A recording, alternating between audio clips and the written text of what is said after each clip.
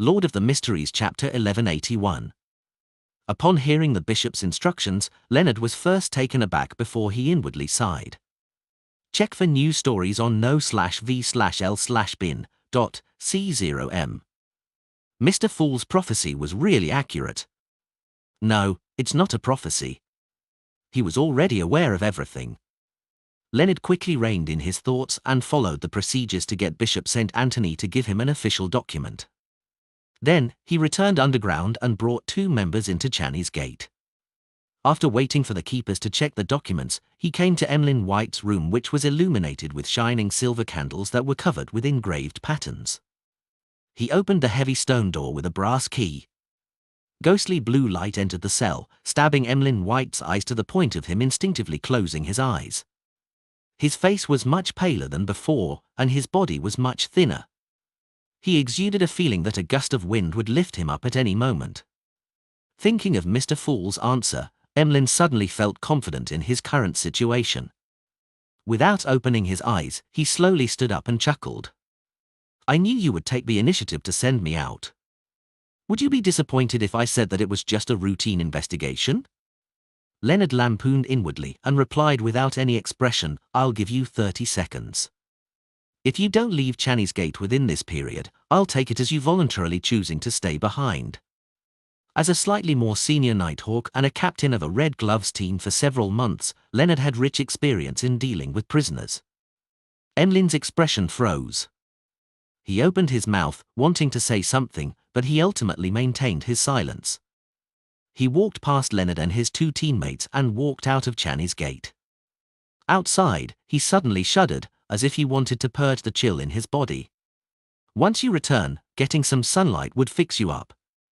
"Oh, the sun is a rare commodity in Backland's winter, and you vampires don't enjoy sunbathing. Aren't you an apothecary? You can concoct some medicine from the sun domain yourself." Seeing this, Leonard casually reminded him. Emlyn's condition wasn't the best. On the one hand, he hadn't drunk any spirituality-containing human blood for days. He could only rely on the blood of animals as a substitute. On the other hand, it was because he had stayed behind Channy's Gate for too long. The power of Evernite that supported the seal had eaten into him a little, making him require the effects of medicine from the sun domain to remove the residual effects. As a potions professor, Emlyn was aware of his physical and mental condition. He didn't retort or nod. He only emphasized the word sanguine before asking, "Where's Father Utravsky? He still needs to stay a little while longer. I hope this bloody war will end soon. Don't worry, we'll let him come out twice a week to get some sunlight. As for which days they'll be, it'll depend on the weather in Backland." Leonard gave a simple response before sending Emlyn White to the ground and onto the streets. Emlyn hesitated for a moment before asking again, "Where's the nearest hospital?"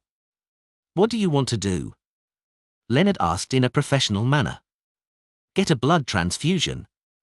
Emlyn raised his chin slightly, trying his best not to change his expression. "Blood transfusion, more like drinking blood?" Leonard didn't call him out. He pointed in one direction and gave him the address. After watching the sanguine Viscount leave, he returned underground and began to discuss a recent case with his team members. After several days of traveling, Klein finally arrived near the Noir City ruins in the north. This was equally a desolate plain. The dried riverbed left traces of itself on the ground. Looking at the dark, shadowy city that was filled with a thin fog, he was in no hurry to get close. Instead, he found a hidden spot and muttered the honorific name of Mr. Fool. Following that, he took 4 steps counterclockwise and recited the incantation before entering the world above the grey fog. To return to Sapphira Castle with just a thought, he needed the prayers of the Tarot Club members to stack together, forming a strong and firm anchor. That way, it would provide the Fool with the sufficient summoning power. With the help of the prayer light, Klein used his true vision to check the situation of the Noir ruins from afar. He discovered that the thin fog was slowly dissipating, but it couldn't completely dissipate. On the surface of the city, there wasn't a single spirit body thread. The people who were dressed in linen robes or animal hides were lying in different spots on the streets. They weren't as lively and busy as the time the City of Silver's expedition team visited. After the angel or sealed artifact that occupied this city discovered that their whereabouts were exposed, they chose to migrate? As Klein made a guess based on the situation in front of him, he retracted his gaze and looked at the greyish-white fog that held up Sapphira Castle. He was trying to prevent the miracle invoker, or attendant of mysteries, or the corresponding sealed artifact from hiding in the historical void and ambushing the beyonders of the ancient Noir city. He didn't wish to directly encounter a cluster of translucent maggots that twisted into a huge vortex when he leaped into the fog of history, nor did he wish to be pursued by those terrifying tentacles. The ambush that Zaratul had laid for him still left Klein feeling a lingering sense of fear. From time to time, he would have nightmares, hoping to seek Miss Justice for another round of treatment for psychological trauma. This stimulus was worse than seeing his marionette, Inuni, wear a monocle in front of him while his body remained completely immobile. This was because he had implicated the hounds of Fulgrim. After confirming that the historical void was safe, Klein returned to the real world. He stretched out his hand, grabbed, and pulled out his former self.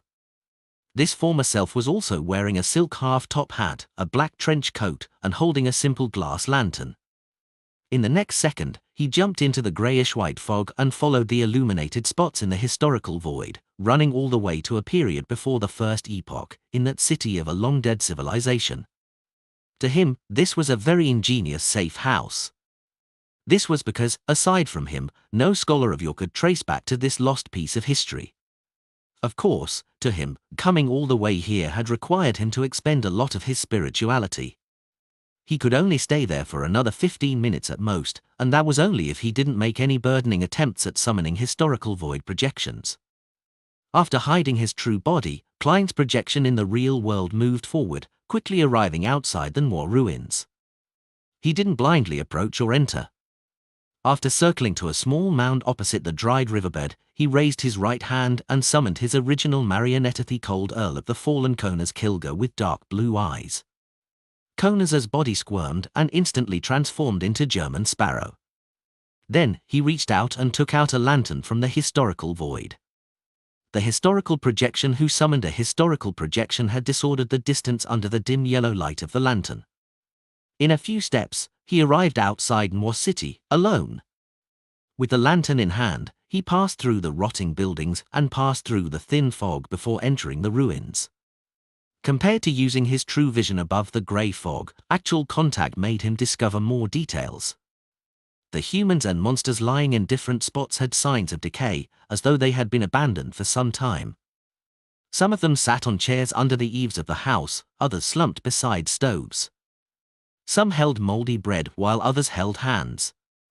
There were some leaning against the walls and sitting on the ground, their lips pressed against a bone flute. This allowed Klein to imagine the situation in the city back when they were living. Some of them were slacking off and resting. Some were baking food, and others were shopping along the streets. Others were focused on music as some came and went, laughing non-stop. There were also others fighting monsters in an arena. This was such a lively and bustling scene, but in reality, everyone had already died and were no longer in possession of their souls. They were only repeating predetermined actions. And one day, this strange scene froze with time, and everyone collapsed without any warning. A city formed by marionettes, the most realistic theatre. Back then, the foggy town was in a similar situation. Although I'm also a seer, I still have to say that, in terms of horror, terror, and bizarreness, our pathway is definitely ranked amongst the top 3. Could it be that I'll be acting in the same manner in the future? Attendant of mysteries? With the lantern in hand, Klein walked through the streets that were littered with corpses. He followed his spiritual intuition and headed for the ancient Noir city center. The situation here made him believe that the person who had once ruled the Noir ruins definitely had enough intelligence. After the City of Silver's expedition team broke the peace and serenity here, the entity didn't choose to kill or destroy any clues. Instead, this place was abandoned without hesitation before the entity migrated elsewhere. The reason why the City of Silver wasn't silenced probably had to do with an Amorn parasite following behind. Yes, it could also be because of the true creator. As he casually let his thoughts wander, Klein quickly arrived at a relatively intact cathedral. Inside the cathedral stood a statue of a demonic wolf with 8 legs. It was covered with short and dark hair. There was a tuft of greyish-white fur at the top of the statue head. Its pitch-black pupils covered at least 3/4 of its eyes. It's not Phlegria, the dark demonic wolf that occasionally appeared in the Third Epoch, the god of wishes. He has been in the forsaken land of the gods for thousands of years and has finally found that sequence 1 beyond a characteristic. Just as this thought flashed through his mind, Klein suddenly heard footsteps coming, resounding one after another. Standing sideways, he immediately cast his gaze outside the cathedral. He saw a figure slowly walking through the thin fog before its outline quickly formed. He was nearly 2.3 meters tall, with a slight hunch to his back. With grizzled hair, wrinkles at the corners of his eyes, and a scar at the corners of his mouth, he looked like an old priest or bishop while donning a long black clergyman's robe. His dark brown eyes were calm, unlike the monsters deep in the darkness who were bloodthirsty and zero intelligence. However, in the long, quiet night of low-frequency lightning, this clergyman didn't carry any animal hide lanterns or have any fire lit. He just quietly walked through the thin fog.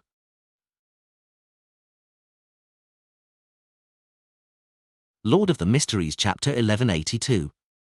Although it had been less than a week since he entered the forsaken land of the gods, Klein had long gotten a good understanding of the place through Little Sunday. He knew that normal humans, even saints, had to use fire to create light in the darkness. Otherwise, it was very easy for them to encounter dangerous monsters lurking in the depths of the darkness, or be secretly devoured, disappearing without a trace, never to be found again. And at that moment, the elderly clergyman wasn't carrying any animal hide lanterns. Instead, he passed through the fog in the darkness and slowly entered the cathedral that was illuminated by the dim yellow light. If it wasn't for his deep and calm eyes that didn't show any signs of madness, Klein's first reaction would have been that he had encountered a special monster. Of course, having a normal person's state of mind and being immersed in darkness were contradictory traits. Any living creature with any semblance of normal intelligence could easily come up with a conclusion that this person might be even more terrifying than special monsters. Klein had only met one person who could pass through the darkness without being affected by it while having sufficient intelligence. Knee updates at novel/bin.com. Blasphemer Amorn. Sensing that the faint yellow light was reflected on his face, the tall black-robed clergyman with a slight hunch to his back stopped in his tracks. Looking at the demonic wolf statue, he hoarsely asked, "Where did the owner of this city go?" Klein was the kind of person who would try his best to resolve a problem peacefully if a fight with a stranger could be avoided. As he raised his guard, he calmly replied, "I don't know where either. I just entered the city. Who knows where the owner went?" Just as he said that, the entire cathedral dimmed. A thin fog surged in like a tidal wave from the outside, drowning the interior. The lantern in Klein's hand failed miserably at illuminating the windows and the situation at the door. It was dark outside, and nothing could be seen. In the blink of an eye, the cathedral that worshipped the demonic wolf statue seemed to be isolated from Noir City. It was unknown where it was located. Klein's pupils dilated slightly as he looked at the clergyman with wrinkles and white hair. He asked in a deep voice, "Who are you?" The hunched clergyman replied in a condescending manner, "I'm an attendant by the Lord's side. I'm the angel of the holy word, Steph. I walk this land of the past that the Lord had passed on, doing so on his behalf in search of the blasphemer hidden in the darkness." As he spoke, the elder's figure expanded to a height of 4 meters tall. Behind him, black illusory feathers appeared. Their shadows intersected and formed for pairs of gloomy but holy wings. Angel of the holy word, Steph. An attendant by the Lord's side. Land of the past. This is the blessed of the true Creator, the angel of fate subordinate, a member of the Rose Redemption. It's no wonder that he can walk in the darkness. He has the power of degeneration protecting him. That evil god is still searching for the beyond a characteristic of the attendant of mysteries? Klein had no choice but to raise his head and lock eyes with this clergyman who, despite wearing a black robe, had 4 pairs of angel wings on his back. This high-level existence angel's form remained wrinkled with grizzled hair. There was a sense of contradiction in everything about him. Pretending that he had never made an enemy of the Aurora Order, he calmly said, "That blasphemer has long fled. I'm also searching for him." After staring at Klein for 2 seconds, the angel of the Holy Word asked in a low voice, "Who are you?" "It won't be convenient saying it out directly." Klein sighed and smiled. "I'm a lonely traveler." After he gave this reply, he suddenly felt an extreme sense of darkness developing within him. It then sank down and merged with the shadow created by the lantern. The pitch-black figure abruptly warped and came to life, stretching itself out to become another German sparrow, one with sinister and ferocious eyes and a solitary demeanor. This? Klein's pupils constricted. Without any hesitation, he reached out his right hand and grabbed outward at thin air. At this point, if he hadn't guessed that Steph was using his answer, he should have joined the Aurora Order and made the true creator his god. At this moment, he already knew what it meant by angel of the Holy Word. This was clearly the angel of the evil word. By using a person's reply, he could extract a portion of the ambiguity or expand on it to create the effective spirit language. When Klein said that he didn't know where the owner of the city had gone, Steph extracted the words, "I don't know where I went," trapping himself and isolating himself from the outside world. When this angel revealed his identity, every word was enhancing his level and strength. When Klein answered who he was, it ended up separating a lonely traveler from him. From the moment he appeared in War City, there was a strong sense of malice in the black-robed Steph. And just as Klein was attempting to summon a particular image from the historical void, the sinister German sparrow seemed to share the same thoughts as he did. He too grabbed at the same projection, cancelling each other out. Seeing that his powers as a scholar of yore had been restrained, Klein's eyes narrowed. Without any hesitation, he opened his mouth and said a word in Jotun. But in the next second, the word was stolen. Standing at about 4 meters tall, the stooped angel of the Holy Word, Steph, had at some point in time grown a head covered in blood on his left shoulder. It looked very similar to him, but was much younger, a person who was approximately in the 40s. Around the head were 2 skinless arms that had mangled flesh.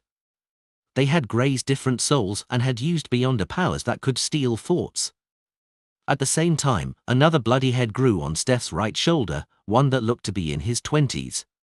Amongst the 3 heads, one grazed souls and stole Klein's thoughts, while the other was staring coldly at the target, deepening the self-awareness of the lonely traveler. The last one opened his mouth and said, "You lie. You are the person who destroyed the Son of God's descent ritual and interfered with the Lord's descent twice. You are one of the targets I'm looking for." The corners of Klein's mouth twitched as he calmly said a word in Jotun, "Leodero." This was the true name of the Lord of Storms. The reason why this thought wasn't stolen was because he had lined up his subsequent actions. The lineup was filled with the same content. It didn't matter if the first thought was stolen, as it didn't affect the subsequent thoughts. This was a precious experience he had gained from fighting Amorn. Of course, if he were to meet Amorn again, he suspected that such a method might not work. Once the god of mischief was prepared, he would definitely come up with something new. As soon as he finished speaking, the eyes of the angel of the Holy Word angel, Steph, lit up with bolts of silver lightning. They covered the entirety of Noir City, and they tore through the darkness that enveloped the cathedral. They tore apart all the corruption, concealment, darkness, vileness, and evil. Inside, Klein and the sinister German sparrow were situated at the eye of the lightning storm. Without even a grunt, they dissipated. Then, the terrifying, silvery white, twisted electric bolt snaked the area and swallowed the demonic wolf statue as well as the angel of holy words, Steph. Amidst the dull rumbling sounds, the ancient city of Moi completely collapsed, becoming a true ruin. At the opposite side of the dried-up river bed, Klein's historical projection quickly faded away, returning to the real world. Right on the heels of that, Klein immediately used Flaming Jump to distance himself from the Noir ruins. During this process, he pulled out a few paper figurines and made them into angels to cover his tracks. The desolate plains returned to its state of dead silence once again. After an unknown period of time, the ruins where the cathedral stood shook. Steph slowly stood up amidst crumbling dust and rock. His completely white hair had thinned again, and his deep black clergyman's robe became tattered. The angel of the holy word left more ancient city in silence, got his bearings, and walked deep into the darkness. Half a day later, a figure approached the city's ruins from another direction. It was none other than Klein, who had made a huge detour. He hadn't had the chance to check the ancient city of Noor previously, and his return this time was motivated by the hope of finding actual clues of that existence. At a relatively far distance away, Klein repeated his observations above the grey fog, summoned the historical projection, and hid in ancient times, using the projection to summon another historical projection. After finishing his preparations, he stepped into Noor once again and returned to the cathedral in absolute silence. Along the way, the corpses that had been lying dead on the ground had either turned to ash or turned to charred remains, devoid of that creepy and harrowing feeling. That fellow named Steph didn't die. From the looks of it, the remnant divine powers of storm here can only injure an angel. Klein stopped in front of the ruined cathedral and muttered to himself wistfully. Of course, he only found it a little regretful. He didn't expect to finish off an angel so easily. As he swept his gaze, he saw a few pieces of the demonic wolf statue. The surface of it was dark black, and the insides were dark red, nothing like commonly seen stone. These stones must be extraordinary for them to be used by that dark demonic wolf for his statue. Furthermore, they don't look like something produced in the vicinity. Perhaps I can seek out the area the dark demonic wolf hid prior to Noor City by investigating them. As a miracle invoker, or even an attendant of mysteries, that dark demonic wolf must be good at covering his tracks. It'll be very difficult to track his whereabouts directly, but if I can find most of the areas he had hid previously, I should be able to gain insight into his habits and style. Once I know a person's past, I can predict his future. As he thought, he took 2 steps forward, bent down, and attempted to pick up a fragment of the statue. At that moment, a charred hand suddenly reached out and blocked his finger. From the corner of his eye, he saw a charred corpse standing up. The charred corpse's other hand held onto a crystal monocle and wore it on its left eye. Amorn. Left eye. Klein's heart tightened at first before a strong sense of doubt and suspicion surfaced within him. In the next second, the charred corpse smiled and said, "Sorry, I wore it on the wrong side." As it spoke, it took off the monocle and moved it to its right eye. Lord of the Mysteries, Chapter 1183. Once again, Klein understood why Amorn was the god of mischief. At that moment, he didn't even have the desire to lampoon. All he wanted was to immediately end the historical projection and escape from the Amorns in front of him. The charred corpse that had been parasitized wiped the soot from its face. Before Klein disappeared, it said with a smile, "There's no rush. You are just a projection from the historical void. I can't really parasitize you, and you should know very well that I'm not alone. It's difficult for you to launch an effective counterattack." With a simple lantern in hand, Klein thought silently. He picked up a piece of the black sculpture fragment that had red insides, and he cautiously asked, "What exactly do you want to say?" At that moment, Amorn had already changed back into his appearance. The only problem was that his skin remained darker. He adjusted his crystal monocle and chuckled. "You know that I'm aware that you're searching for that dark demonic wolf in an attempt to obtain the miracle invoker's beyond a characteristic from him. I happen to be very interested as well. Why don't we play another game and see who can get to it first? What's the point of that? It's not like I won't pursue it or think of snatching it if I don't play this game." After 2 seconds of silence, he shook his head. "I refuse." He had no intention of listening to what conditions Amorn would offer. The more he heard from a top cheat, the more he would suffer. Amorn shook his head without a hint of anger. "You'll regret this. I had originally planned to use a miracle invoker's beyond a characteristic to exchange for Sapphira Castle with you, and also give you a period of time to transfer the secret gathering you organized. And now, I can only consider stealing your fate directly. I will carry the burden of the corrosion from the source. Yes, although it's dangerous, it's still thrilling enough. I'm already prepared to accept it and see who will eventually control the flow. With my father's experience, I believe I won't perform too poorly. What? Corrosion from the source? The experience of the ancient sun god? Klein originally didn't wish to continue discussing the topic of the miracle invoker beyond a characteristic and Sapphira Castle, but when he heard that, his heart stirred. He recalled Amon's description and couldn't help but ask, the source refers to the oldest one, the first creator? He desperately wanted to know what sort of unbearable fate Sapphira Castle would bring him. Amon pinched the edge of his monocle and looked at him for a few seconds before suddenly smiling. It's better if I don't answer this question directly, as you won't believe every word I say. Tell me, I'll determine its authenticity. Klein suppressed the urge to blurt out and calmly replied, maybe it's just because you haven't made up the reason yet.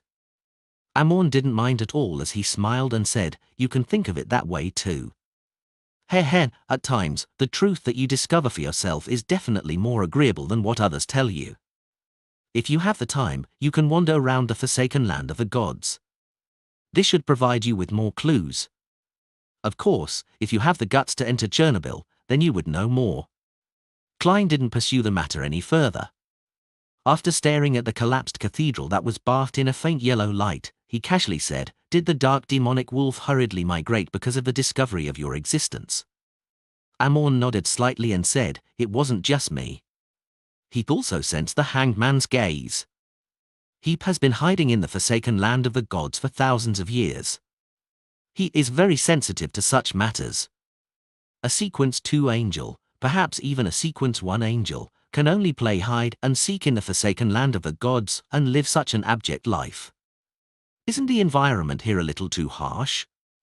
Klein sighed inwardly before saying, you must have left more than one avatar in the City of Silver. Why didn't you try to stop me from reviving there?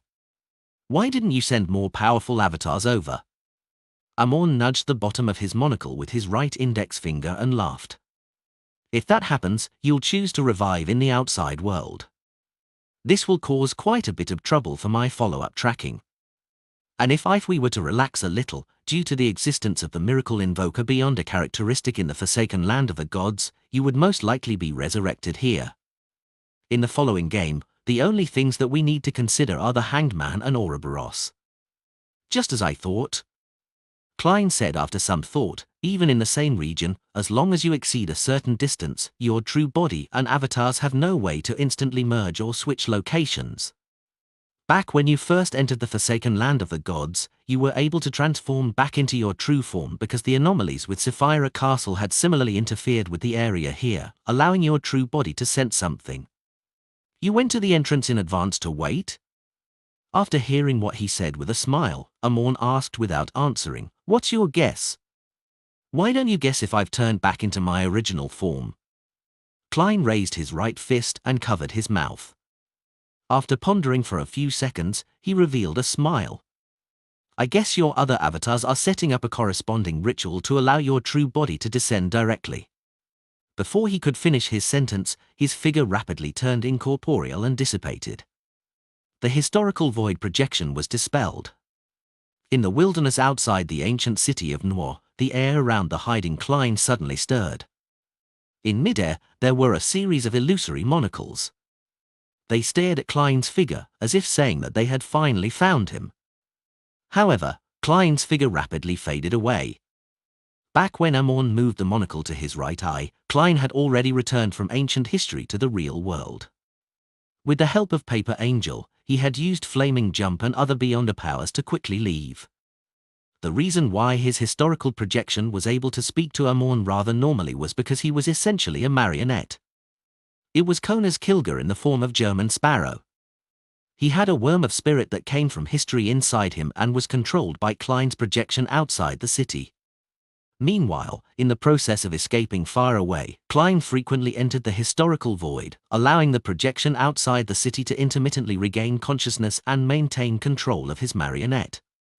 This caused the person who had spoken to Amon to fall into deep thought from time to time. He would either stare with a focused look for a few seconds or seemingly need time to recall what Amon had said. Against the god of deceit, Klein didn't dare to be careless. After leaving Noir City, he circled around 2 more times and used his true vision to inspect his surroundings above the grey fog. Only then did he slow down. The corrosion that comes from the source. I wonder if Amon is bluffing me.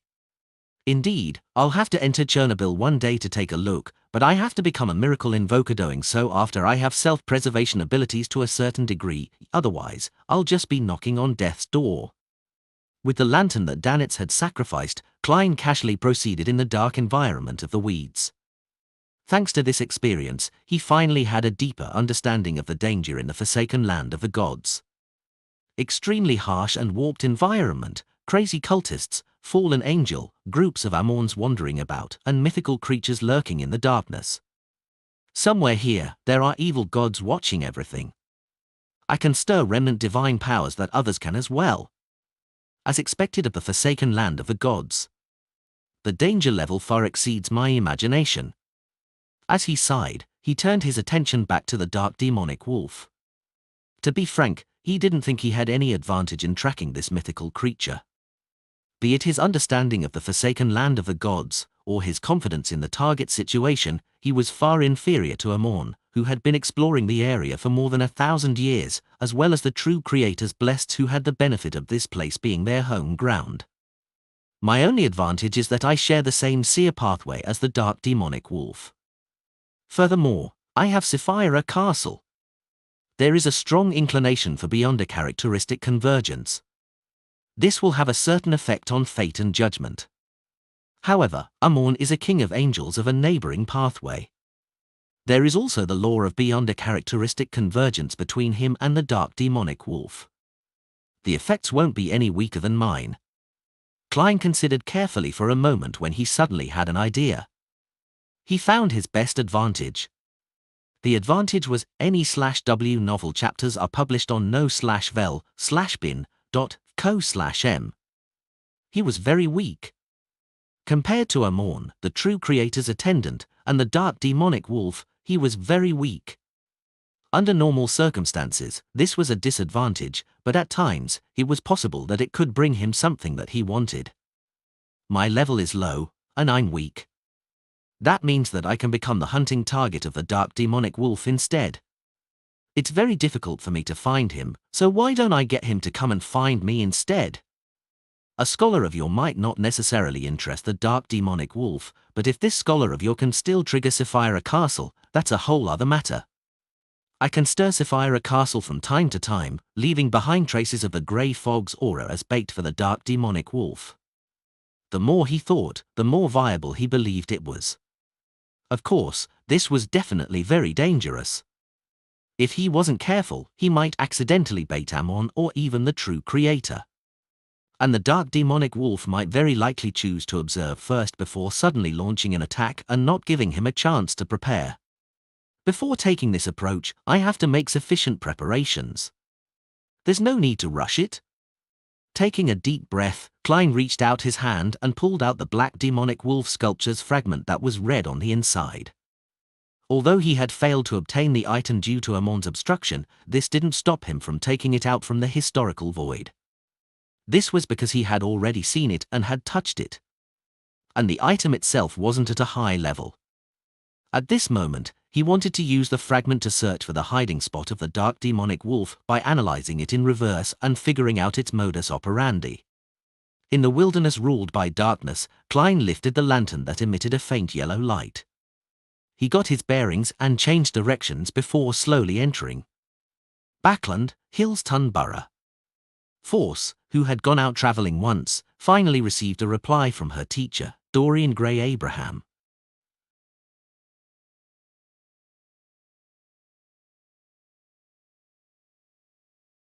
Lord of the Mysteries Chapter 1184. There are no wounds of star at the moment.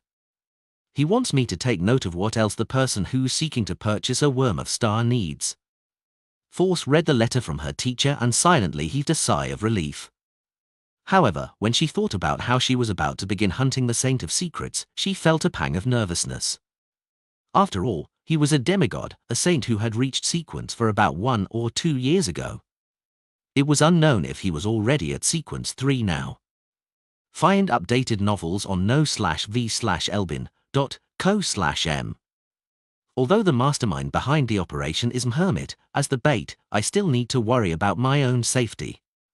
Besides, the Aurora Order still has Rose Redemption backing them, as well as Angels and a King of Angels. Force didn't regret agreeing to German Sparrow's request. This was something she had wanted to do in the first place. However, due to the high risk involved, it was inevitable for her to feel flustered and uneasy. This made her think of another possibility. If Mr. World could participate in the operation and lead it, I'll definitely feel less nervous and worried. It wasn't that Force didn't believe in Hermit's strength and experience, but that the results from the World German Sparrow were laid bare for all to see. His hunts didn't include 1 or 2 demigods, so having him run the operation would make one feel at ease. Zio, who was sitting beside the fireplace, glanced at her friend and asked, "Is the hunt about to begin?" "Yes." Force nodded solemnly before saying, "It won't be too soon. Everyone needs some time to prepare." Hunting a demigod wasn't akin to fox hunting in the suburbs during autumn. Setting off wasn't as simple as bringing the equipment and gathering friends. This required a precise and meticulous plan. Force believed that Hermit had to come to Backlund personally, or live in another kill box that she had decided on for some time. Only by figuring out the exact situation could she come up with an effective plan. As for Miss Justice, she was still speeding up the digestion of her Dreamwalker potion. This might take another 1 to 2 months or even longer. For Force, she could afford to wait. She also wanted to finish digesting her scribe potion, set up the ritual, and become a traveler before the actual operation began. The only thing she wasn't sure of was whether the world would rush them. "I will try my best to convince him. No, let Miss Justice convince him. That's what a spectator is best at." Just as Force mumbled, she saw Zio turn around and hesitantly say, "The liaison officer from MI9 suggested that I should officially join them today. And they said that, with the new king in place, there are many matters from the past that I don't need to worry about. People like me and him have the chance to have importance placed on them again." Force listened attentively and said after some deliberation, "That isn't some sort of investigation that's targeted at us, right? This will likely make them discover that there's a faction behind you." Zio nodded and said, "They believe that I was abandoned after that incident. Also, they suspect that that faction belongs to a church, the Church of Evernight." Zio believed in the Evernight goddess, so mentioning the church was undoubtedly referring to the Church of Evernight. However, considering that her good friend was a believer in the god of steam and machinery, she made an emphasis to prevent any ambiguity. "Heh, that's what Mr. World told us to disguise ourselves as." Force stroked her hair with a relaxed expression and said with a smile. She then made herself look serious and mature. "Zio, this is an opportunity for you. Acting as a judge clearly requires the support of the officials. Your current strength and level aren't enough to be a judge in the underground world in Backlund. You also lack sufficient support. If you can really enter a court of law, rotate between the different courts, and serve in a criminal court for a few months, your potion should be completely digested." "Oh right, I heard that MI9 has a paranormal court within it, one which specializes in beyonder cases. If you become a judge there, you might be able to attempt to be a disciplinary paladin by February or March next year." Seeing Zio clearly being moved by her speech, Force hurriedly added, "Once you make enough contributions, you might be able to restore your father's reputation to a certain extent. Anyway, George III is already dead. As long as it doesn't affect his reputation, Jevington too might not stop it." Jevington was the eldest son of George III. He had worn the crown as Balan's emperor and was now the new king of Lun. Zio fell silent for a while before she slowly nodded. "I'll give it a try. Yes, after things settle down, you can bring your mother and brother to Backlund. Although the situation is tense now and food prices are rapidly rising, you definitely get food rations from MI9. You can provide for them." The more Force spoke, the more she felt that joining MI9 was a good thing. After persuading Zio, Force entered her bedroom and prayed to Mr. Fool, asking him to forward her message to Mr. World. Immediately following that, Force extracted the important points of her teacher's reply and described her thoughts, hoping that German Sparrow could be more patient. Just as she finished her prayers and was about to leave the room, her vision suddenly blurred. She saw a crimson tide surge out of the void, instantly drowning her. Force immediately discovered that she had arrived in the ancient palace and was sitting on her usual high-back chair. However, there was no towering figure that was shrouded in grey fog at the long, bronze table seat of honor. At that moment, there was only her and the world German Sparrow around the long mottled table. Force's mind suddenly tensed up as her thoughts raced suddenly. Mr. World, I meant, just now, that it's best if you have some patience. This will make things simpler. It's actually fine if you don't. We will begin hunting as soon as possible. Klein let out a soft chuckle. Don't worry, I'm not in a hurry. When his ultimate goal had become an angel-level potion formula and grade 0 sealed artifacts, he had enough patience regarding this matter. Phew. Force secretly heaved a sigh of relief and asked curiously, then why did you look for me? Klein replied calmly, didn't you wish to digest the scribe potion as quickly as possible? Apart from the customs of different places, I think you still need to record all kinds of beyond the powers. The higher the corresponding level, the better the digestion's effect. Force's eyes lit up when she heard that. Yes. Yes. After blurting it out, she found her attitude highly questionable. She hurriedly and fearfully added, is this the advance payment you mentioned before? Klein nodded slightly and said, let's begin. Be prepared. I've borrowed a grade 1 sealed artifact from Mr. Fool. It corresponds to the level of a saint. To a sequence 6 scribe, the chances of successfully recording an angel level beyond a power was extremely low, nearly impossible. Therefore, Klein didn't attempt to summon Miss Messenger and Mr. Isaac from the historical void to showcase their skills. Force sat up straight and nodded heavily. Yes. In the next second, she saw the world German Sparrow raise a white bone scepter covered in blue gems. Amidst the bright light, bolts of lightning leaped out of the void and interwove together, forming a forest of lightning that emitted an aura of destruction. Force's eyes turned silvery white as her body and mind were left in awe. After the lightning storm calmed down, she was stunned for 2 seconds before timidly saying, it failed. Again, Klein calmly replied. Lightning storm descended again and again in the ancient palace above the grey fog. After an unknown period of time, Force exhaled and leaned back in her chair. She couldn't hide her joy as she said, it's a success. It's a success. She had finally recorded lightning storm once. It's finally over. Force immediately relaxed. Then, she heard the world say without emotion, all right, next beyond a power. Next. Force saw the crazy adventurer at the bottom of the long, mottled table extend his right hand and grab at the greyish-white fog. Out of nowhere, he took out a long, thorny cross that was covered in bronze. Record this cross's ability? Force tried hard to make her expression appear normal. After she digested the scribe potion to a certain extent, the guard had powers that she could record had increased from 1 to 2. No. Klein glanced at Miss Magician and said, record my summoning of the unshadowed crucifix. It failed, Force said softly. The reason for her failure this time was that she didn't have time to record it. Dispelling the maintenance of unshadowed crucifix, Klein once again reached into the fog of history and pulled out an iron-black revolver. It didn't succeed. Force replied with a complicated expression. All she wanted to do now was to return to the real world and digest what she had just received, but the ringing of the bell to mark the end of class just didn't happen.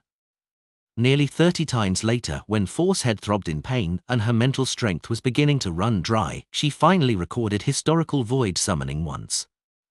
At that moment, she felt her tears fill her eyes, but she still held back her fatigue and tried her best to show the attitude of a good student. This can summon people and objects that one is related to through the historical void. When the time comes, who should I summon, or what item should I summon? Klein looked at Miss Magician and coldly replied, me. Force forced a smile and asked, from which period? The last time we met.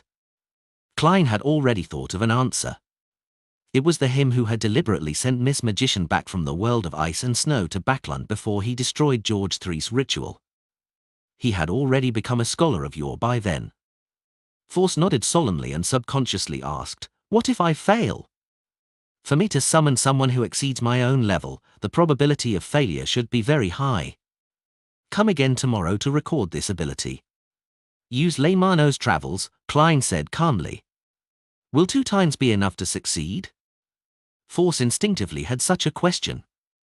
However, she didn't dare to speak when she saw how certain the world German sparrow was about it. She raised her hand and gestured. Then, can I go back now? With a terse answer, he allowed Miss Magician to leave Sapphira Castle with a delighted expression. In a primitive forest on Sonia Island, Alger Wilson led his subordinates into an elven ruin that was seldom visited.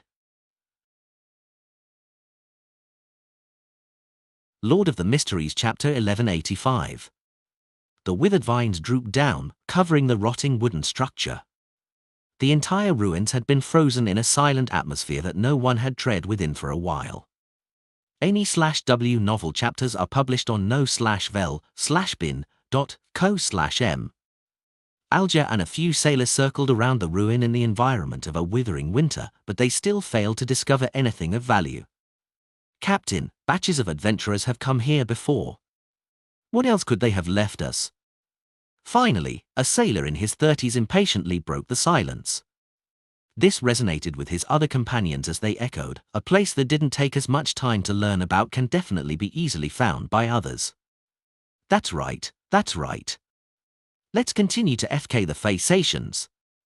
Captain, are you trying to make this place a stronghold? Alger slowly scanned the area, quelling the sailors to stop their complaints under his gaze and making them choose to obey. After a few seconds of silence, he said, "I plan on using this place to ambush the Phasations. Let's observe the terrain and see if it's suitable." With such an excuse, the sailors barely perked up and the group quickly entered the depths of the elven ruins. As he walked, Alger's spiritual perception was triggered as he subconsciously looked behind a gigantic tree. There were some signs of churning in the soil over there, and it wouldn't take more than a year. Alger retracted his gaze and pretended not to notice anything amiss. He naturally looked elsewhere. After exploring the elven ruins, they returned to their new camp. At that moment, it was almost evening and the forest was getting colder. Alger had dinner with the sailors before leaving 2 patrolling guards behind, and then all of them entered their respective tents. The cold wind blew through the trees, causing the bonfire to sway. Alger, who had wanted to leave the campsite in the middle of the night, suddenly heard faint singing from afar.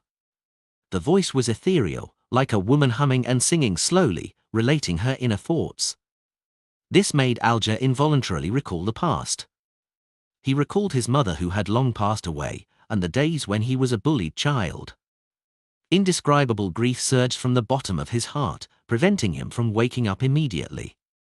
He waited for a few seconds before he suddenly sat up, frowning and listening. This time, he didn't hear anything. That melodious voice seemed to have never happened. Alger narrowed his eyes, grabbed his thick jacket, and put it on. He walked out of the tent and came to the bonfire. The 2 sailors in charge of night duty had just finished their patrol and were drawing warmth from it. "Did you discover anything unusual?" Alger asked in a deep voice. The 2 strong, vigorous sailors shook their heads. No. Alger's brows relaxed a little as he turned around, intending to make his own rounds. At this moment, he noticed something from the corner of his eye. The 2 sailors were too close. If it were any ordinary pirate, this wouldn't have been a problem. However, Alger's subordinates had undergone formal training through the Church of the Lord of Storms. They definitely knew that, in such an environment, the patrol team had to maintain a certain distance from each other. They couldn't be too far or too close. They had to be able to see their companions, as well as prevent themselves from being taken away at the same time from a single assault. Alger took 2 steps without batting an eyelid. He turned back and casually asked, "Did you discover anything normal?" He had changed the question and made it appear very strange. The 2 strong sailors shook their heads and replied without changing their expressions, "No." "No." Alger nodded slightly with a relaxed expression. "Very good." He turned around and slowly walked into his tent. The moment the sailor's attention on him was cut off, Alger drew out the blade of poison and the gargoyle glasses. He opened his mouth and prepared to belt out a song. At that moment, the ethereal voice from before appeared once again. It echoed in Alger's ears and pierced into his mind. This was an extremely ancient folk song, spelling out an extreme sense of sadness and melancholy through the singing. It made Alger's spirit body produce pale, non-existent arms that constantly tore at him. Alger's expression twisted as his skin began to produce slippery, black fish scales. His dark blue hair stood up one by one as they became abnormally thick. The thoughts that originally existed in his mind were disrupted by the song and were cut off by the pain. They were unable to take form any further. Alger fell and struggled on the ground. He squirmed, becoming less and less like a human as he was pushed to the brink of losing control. Suddenly, the singing stopped. A slightly indifferent voice entered Alger's ears. "Some elven blood. Then, that shall be all. You see artisans beyond a characteristic well." Alger's forehead was covered in cold sweat as he slowly got up. He didn't know when a figure had appeared in the tent. It was a woman with black hair and exquisite facial features. Her ears were slightly pointy, and her eyes were deep. Her facial features were soft, and she wore a complicated and ancient long dress. Even though she didn't have the advantage in height, she still gave off an air of superiority. "Are you the Elf Queen, Queen of Calamity Kohainam?" A thought flashed through Alger's mind as he took the initiative to ask. The woman played with a beautifully decorated golden cup and calmly said, "Haven't you already met me?" Alger suddenly recalled the similar singing he had heard on Pazu Island. He recalled seeing a high elf when he entered the underwater coral palace. After a few seconds of silence, Alger said in a deep voice, "You're actually still alive." At the same time, he silently recited Mr. Fool's honorific name in his heart, but he didn't know if it would be effective if he didn't recite it out loud. The black-haired woman's expression remained unchanged as she replied, "It's very difficult for an angel to perish without encountering an enemy." "Then why did you split the characteristics and place yourself to be in a strange state? This makes you need to wait for an opportunity to be resurrected." Alger had learned of the corresponding situation at the Tarot Club, and now, he was asking out of curiosity, partly to stall for time. The elven lady suspected to be Queen of Calamity Kohainam snorted. "Because the divine throne for Storm is occupied by Leodero, and I have no way of resisting that tyrant. Also, the elves are dwindling in numbers. My anchors are becoming increasingly unstable." Other people might not know who Leodero was, but Alger knew very well. He didn't dare continue this topic in the real world. Just as he was about to ask the Queen of Calamity Kohainam's goal for coming, the Elf Queen said, "Do you want to become a demigod? She wants to use my body to revive? She wants to use my wish to advance to sequence for and obtain godhood as bait to intrude my body." While Alger was tempted, questions arose in his mind. Considering how Mr. Fool could cleanse all kinds of corruption, Alger acutely felt that this was an opportunity. This made him recall a term Emperor Razel had once mentioned. A Trojan horse. And now, he had a high chance of bringing in the Trojan horse and throwing out the invaders within. "What do you want me to do?" Alger didn't appear too anxious as he raised a question based on his personality. Queen of Calamity Kohainam observed him for a few seconds before saying, "When you have the right to make contact with the Book of Calamity, take out something that no one else will notice, and take it to the Western Continent." The Western Continent? The legendary homeland of the elves? Alger frowned slightly and said, "Hasn't the Western Continent already disappeared?" The corners of Kohainam's lips curled up slightly. "Since it disappeared, it will reappear again. It will definitely appear again when the apocalypse happens."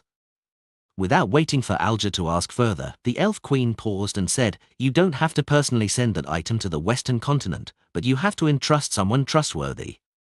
Although I'm not skilled at curses, I can still make you die in pain from breaking our agreement." But what if the Western Continent doesn't appear again, or if it can't be entered? Alger thought seriously for a moment. Kohainam, with her gentle gaze and lustrous raven-black hair, seemed to be lost in beautiful memories. After a few seconds, she calmly said, "If it really doesn't appear again, then the agreement shall be null and void. Perhaps entering the Western continent requires an incantation or command, but I do not know what it is. However, you can ask a particular existence." "Who?" Alger asked, puzzled. Kohainen glanced at him and coldly said, "The Mr. Fool you were chanting in your heart just now. I have a feeling that heat is the key to this matter." Alger's heart tightened as he hurriedly lowered his head in response. "I understand." Seeing this, Queen of Calamity Kohainem nodded slightly and said, "If you wish to become a demigod and abide by this agreement, you can head to the elven ruins when the sun rises." After the voice fell, the elf queen's figure quickly dissipated, like a mirage that was often seen at sea and in the desert. Alger suddenly opened his eyes and realized that he was lying in a tent, having just woken up. His memories were in a mess, but he quickly regulated them. He and his sailors had just found the location of an elven ruin and had yet to explore it. The previous exploration, singing, sailor anomalies, and appearance and conversation with Calamity were all just a dream. It's no wonder I was so careless. Even though I knew that I might encounter the Queen of Calamity, I didn't pray to Mr. Fool first. The Queen of Calamity relied on her status as an angel to create this realistic dream? Or perhaps, she has a corresponding sealed artifact. Even if she exists in a special state, she still has the means to use her powers? Alger listened to the commotion outside the tent, and he realized that everything was normal. He then sat down and prayed sincerely to Mr. Fool. In just 20 to 30 seconds, Alger arrived above the grey fog and saw Mr. Fool sitting at the end of the long, mottled table. "You met Kohainem?" After the hanged man greeted him, the Fool Klein spoke casually. Alger answered seriously, "Yes, but I can't be sure that it's the Elf Queen." Lord of the Mysteries Chapter 1186. The Fool acknowledged softly and didn't deny the hanged man's guess, nor was he certain that it was Queen of Calamity Kohainem. After all, it was impossible for him to take out a gold coin in front of him and perform a divination on the spot. Alger waited for a few seconds. Seeing no clear response from Mr. Fool, he quickly went into greater detail about what he had said in the prayer. From the woman suspected to be Queen of Calamity Kohainem saying that he had some elven blood in him, to how she gave him a promise of becoming a demigod, as well as the key to the Western continent and the completion of the agreement. After recounting everything, Alger shut his mouth and lowered his head, not daring to directly ask Mr. Fool what he thought. He obediently waited for the great existence to speak. "Some elven blood. Send something from the Book of Calamity to the Western continent. The missing Western continent might reappear again." The Western continent. The Fool Klein listened quietly. He closed his eyes and calmly said, "This is very dangerous, but this is also an opportunity for you." He had already gained initial control of Sapphira Castle, and the power he could mobilize had reached the level of a Sequence 2 angel. As for Queen of Calamity Kohainem, she couldn't be higher than this level, therefore, he was quite confident that he could resist the various accidents brought about by the Elf Queen. It was precisely because of this that he dared to claim it to be an opportunity for the hanged man. Of course, the prerequisite for grasping the opportunity was that the hanged man wasn't rash or went overboard. He had to constantly remember to ask for protection at all times. Therefore, Klein specially emphasized that it was very dangerous. He wanted the hanged man to remember to pray to Mr. Fool before he took action. This short sentence had two meanings to it, but he believed that Mr. Hanged Man would definitely understand it. Alger was delighted as he replied rather sincerely, as though he had learned from the sun. "My faith lies only with Mr. Fool." These words made Klein feel uneasy as he remembered the pain of being drowned by endless lightning. He could only smile without saying a word. Alger deliberated for a moment before asking, "Honorable Mr. Fool, what are the incantations or commands needed to enter the Western continent? I would like to know that too." The Fool Klein sighed and said, "It's not time for you to know." "Yes, Mr. Fool." Alger didn't ask further as he bowed respectfully. When he returned to the real world, he immediately walked out of the tent and led his sailors out. Under the light of the morning sun, he spent a certain amount of time reaching the elven ruin. The scene here was identical to what he had seen in his dream. The withered vines covered the decaying wooden structure, and there were some areas where the text on monuments could be seen. The air seemed to have frozen, as though no one had stepped in for a long time. Check for news stories on no/v/l/bin.c0m. Looking around, Alger suddenly thought of a question. How was he to face the church after he really relied on the Queen of Calamity to become a demigod? Directly rebel, becoming the 5th king over the 5 seas? No, the 6th king? But this way, I won't have a chance to come into contact with the Book of Calamity. Unless I design a situation that forces the church to use this sealed artifact that might have been labeled as Grade 0 without my knowledge. That will not only be very difficult, but I have to become a Sea King or even a Calamity to succeed. Yes, I can request the world's help.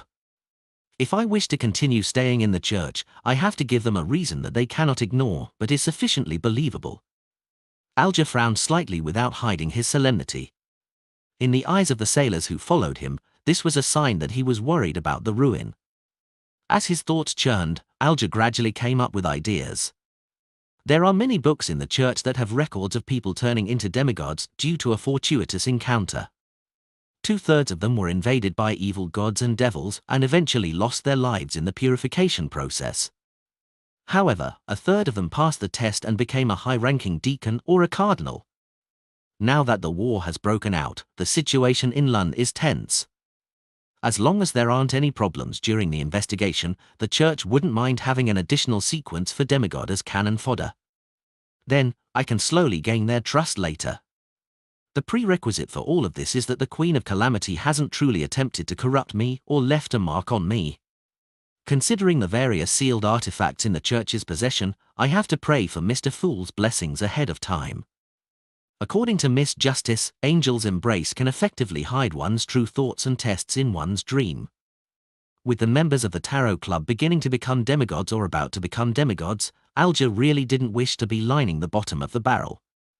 Just like in the past, he had done so many things in the church, all for the sake of being superior to others. Now, he was naturally willing to take a certain risk. With this decision, Alger immediately led his sailors into the ruins and began exploring the path in his dreams. This time, he didn't split his subordinates into small teams. On the one hand, he was worried that an accident might occur, and on the other hand, he hoped that they could all be his witness. After 15 minutes, Alger and his crew arrived beside the giant tree that had signs of its soil being churned. Before he could survey his surroundings, his vision blurred, and he saw a gorgeous palace made up of coral. Above the palace was a layer of deep blue seawater that rippled outwards. Giant pillars stood tall and held up an exaggerated dome. It was tall and beautiful, but also dark and gloomy. Alger looked around and realized that all the sailors beside him had disappeared. He immediately knew that he might have been pulled into an illusion. He took a silent breath and slowly walked into the coral palace. There were many elves inside. They were either roasting fish or placing spices in the coagulated animal blood. Their choice of utensil was 2 tree branches to bring the food to their mouths. None of them minded the entrance of a stranger. Alger then cast his gaze to the 9-stairs stairs 100 meters away. On the steps, there was a coral throne inlaid with sapphires, emerald, and lustrous pearls. The elf queen, Queen of Calamity, was sitting there, looking down at Alger. Very good. Kohinum nodded and threw out the exquisite gold wine glass. The gentle but resilient wind held the wine cup in its embrace and, like tiny pixies in a line, carried the corresponding items towards Alger. Alger reached out to receive it and looked down. He discovered that there was a blue liquid inside the golden cup. It was incorporeal, dreamy, and surreal. Drink it and then head to the waters near the Simim island of the Rorsted archipelago. Find this coral palace. The thing you want is inside. If I don't drink this wine, I won't be able to see that palace? Alger asked thoughtfully. Although he was facing an angel, he was still able to communicate rather calmly. This was because he met a mighty figure every week and was already used to this situation. Queen of Calamity Kohinum nodded and said, "That's right.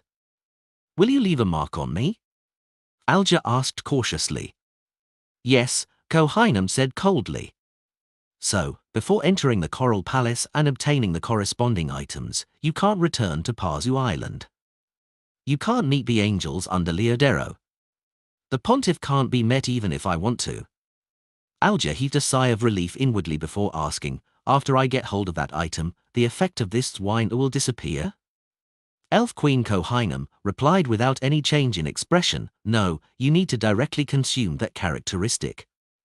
When the time comes, this wine will transform into a seal, allowing that characteristic to temporarily not invade your body.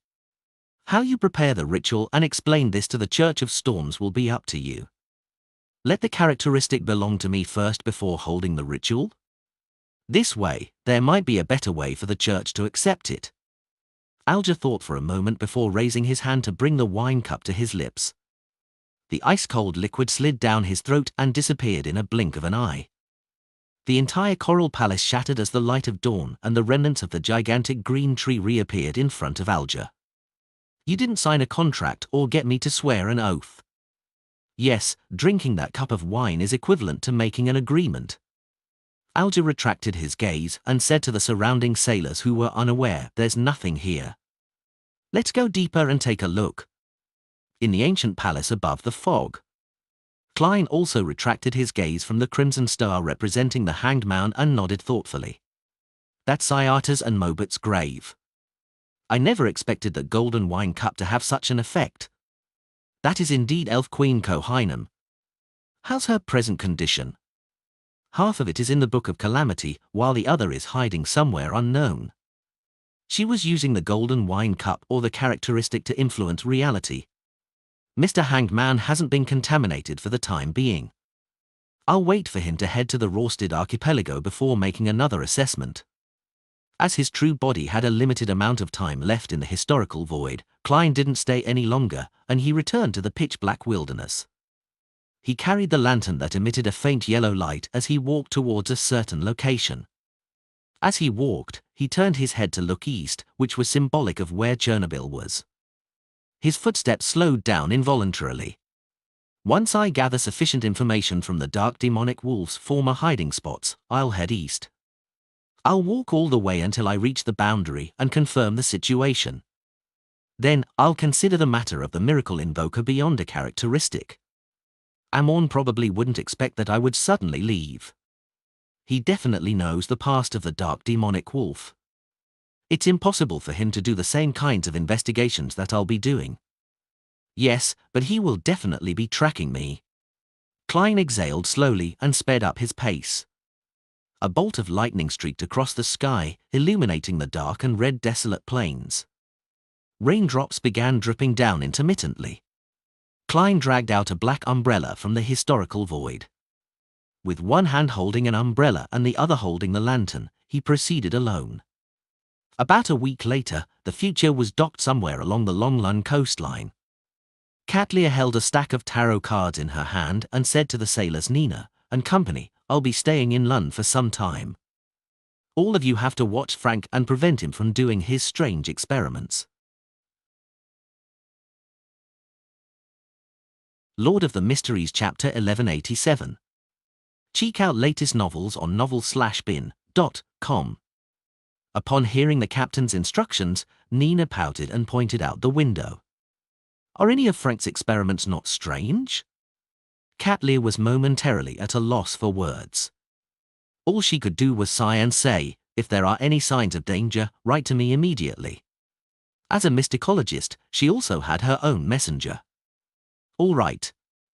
Nina puffed her chest out and said, if there's anything to blame, it's solely because I'm the most mature and reliable person on the future. Having said that, she asked curiously, Captain, what are you doing in Lun? What mission did you take on? Are you going to engage in some sabotage raids behind enemy lines? Nina was of Phasacian descent, and she was considered half Intis. She naturally had some inclinations in the recent war, therefore, she guessed that her captain had established contact with Intis's intelligence department. You could say that, Katlia replied sternly. In a sense, Nina's guess wasn't wrong. She had indeed taken on a mission and was dealing damage in Lun's capital, Backland. However, her target wasn't an official faction, but a cultist. Furthermore, there's still a chance to meet the Queen. She probably hasn't left Backland yet, and the earliest she'll leave is probably after the new year. Upon thinking of this, Katlia suddenly felt a little excited. Ever since she left the Dawn, she hadn't really met Queen Mystic. She only had letters to communicate with her, or despite being on the same boat, they didn't communicate with one another for some reason. Nina didn't dare to press further as she pointed to the door and said, "Captain, is there anything else? If not, we'll leave." Katlia nodded, indicating that this future bosun could leave with her subordinates. Just as Nina held the handle and gently twisted it, Katlia suddenly recalled something and hurriedly shouted, "Nina."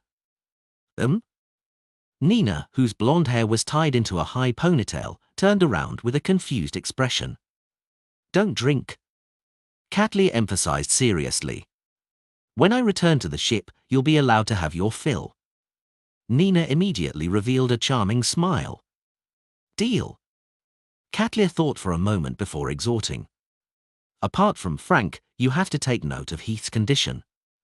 Don't let him generate curiosity towards unknown voices, and don't let him be overly exhausted. Also, pull Ottolov out of his room frequently, and control the frequency and times he interacts with mysticism knowledge. Also, I know. Don't I know them all too well?" Nina waved her hand and agreed.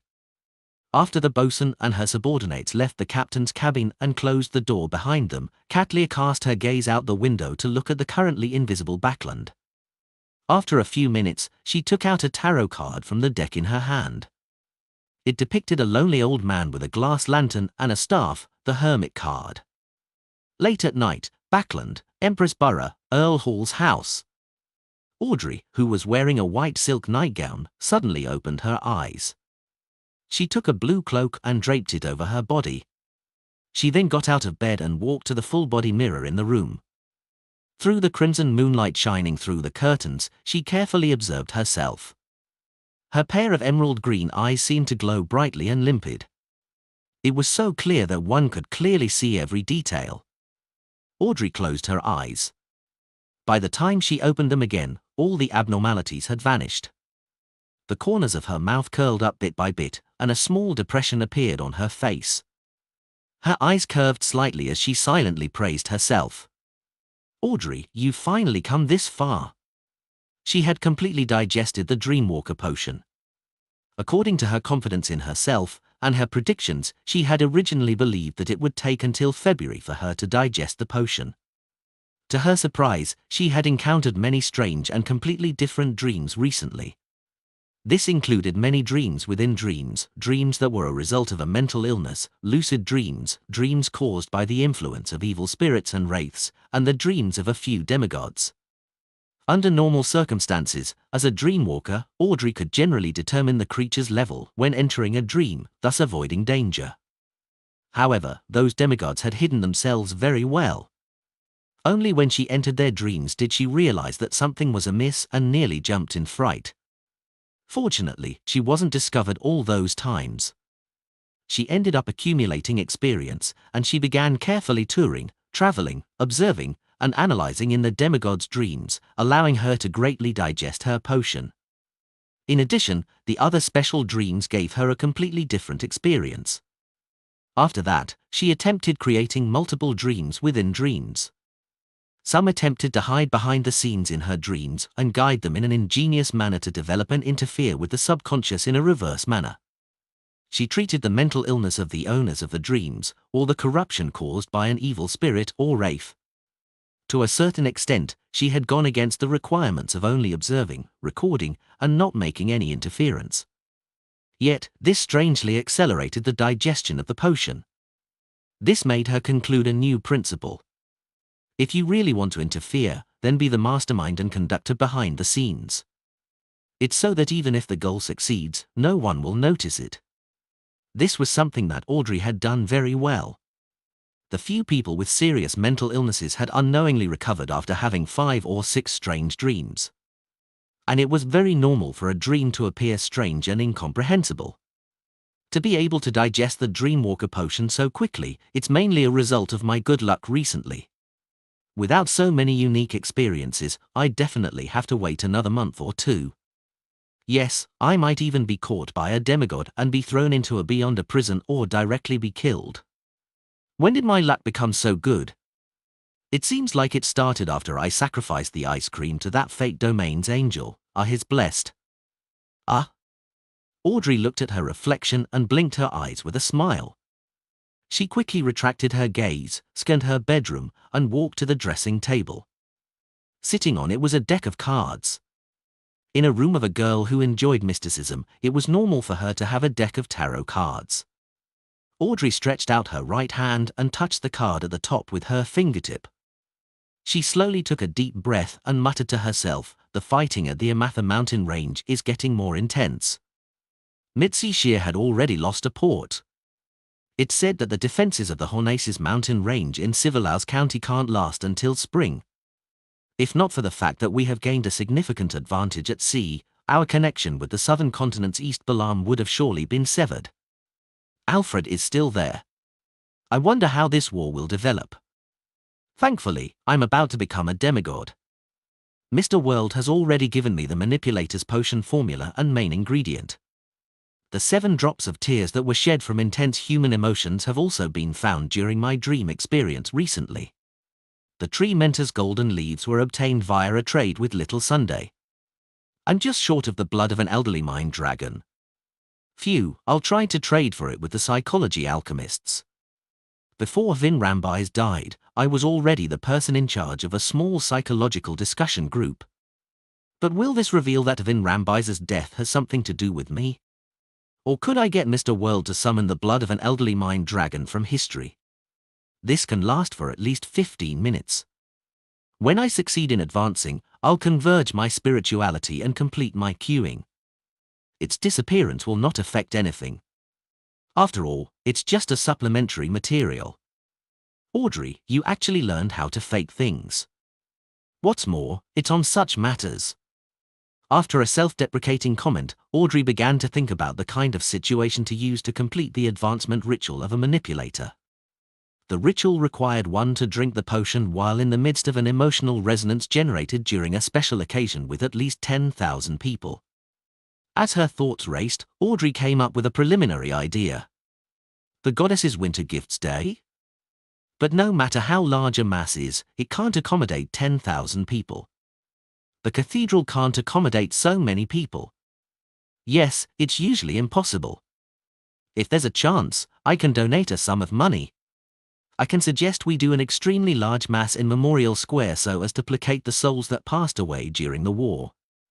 In the most important square, the family members, relatives, and friends of the deceased are invited. As long as they accommodate a certain proportion of the participants, the emotions that resonate will affect the others who are participating in mass, allowing the ritual's requirements to be satisfied. After calmly analyzing the situation, Audrey suddenly bowed her head and looked at the mirror on the dressing table. She saw that the faint smile on her beautiful face had long disappeared, leaving behind only calmness and sadness in her eyes. She stared at herself, her lips curling up slightly as she whispered, "Audrey, you've become despicable."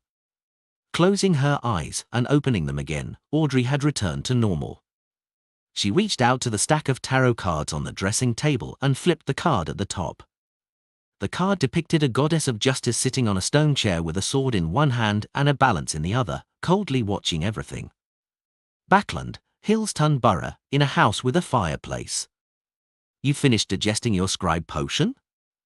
Zio had just changed into her home clothes when she heard the piece of unbelievable news upon walking back to the living room. Force nodded with a haggard expression. Yes. Do you know what kind of life I've been enduring recently? As she was being forced to travel to 6 places in a consecutive manner, she had to experience, admire, and record the sights day and night. In addition, she would be pulled up above the grey fog, recording all kinds of strange or high-level beyonder powers. The lightning storm and the historical void summoning powers had been replaced several times. They had finally recovered their original setup today. I don't know. Zio answered honestly. I know you don't know. Force took a deep breath and said, "What about you? How have you been recently?" "Not too bad. It was arranged for me to preside over a paranormal court, and I had some thoughts about the acting principles." "The speed at which the potion is being digested has increased," Zio acknowledged.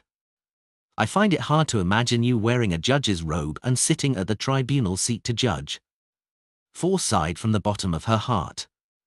"Are you trying to say that the prisoners and lawyers won't be able to see me?" Zio added, not minding it at all. Force laughed dryly and said, "I'll need to have some rest to prepare my advancement ritual to become a traveler." "Don't you need to go deep into the spirit world? Do you have a way?"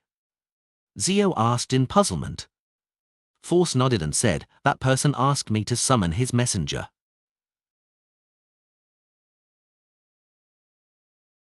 Lord of the Mysteries Chapter 1188. Summon his messenger? As judgment of the Tarot Club, as a member of MI9, Zio understood what a messenger meant. Furthermore, she knew that the middle ranks of the numinous episcopate widely used messengers. Before she could ask for more details, she saw Force walk towards the guest room on the first floor with her eyes vacant and footsteps listless. She said with an ethereal voice, "Let me sleep for a while. We can talk later."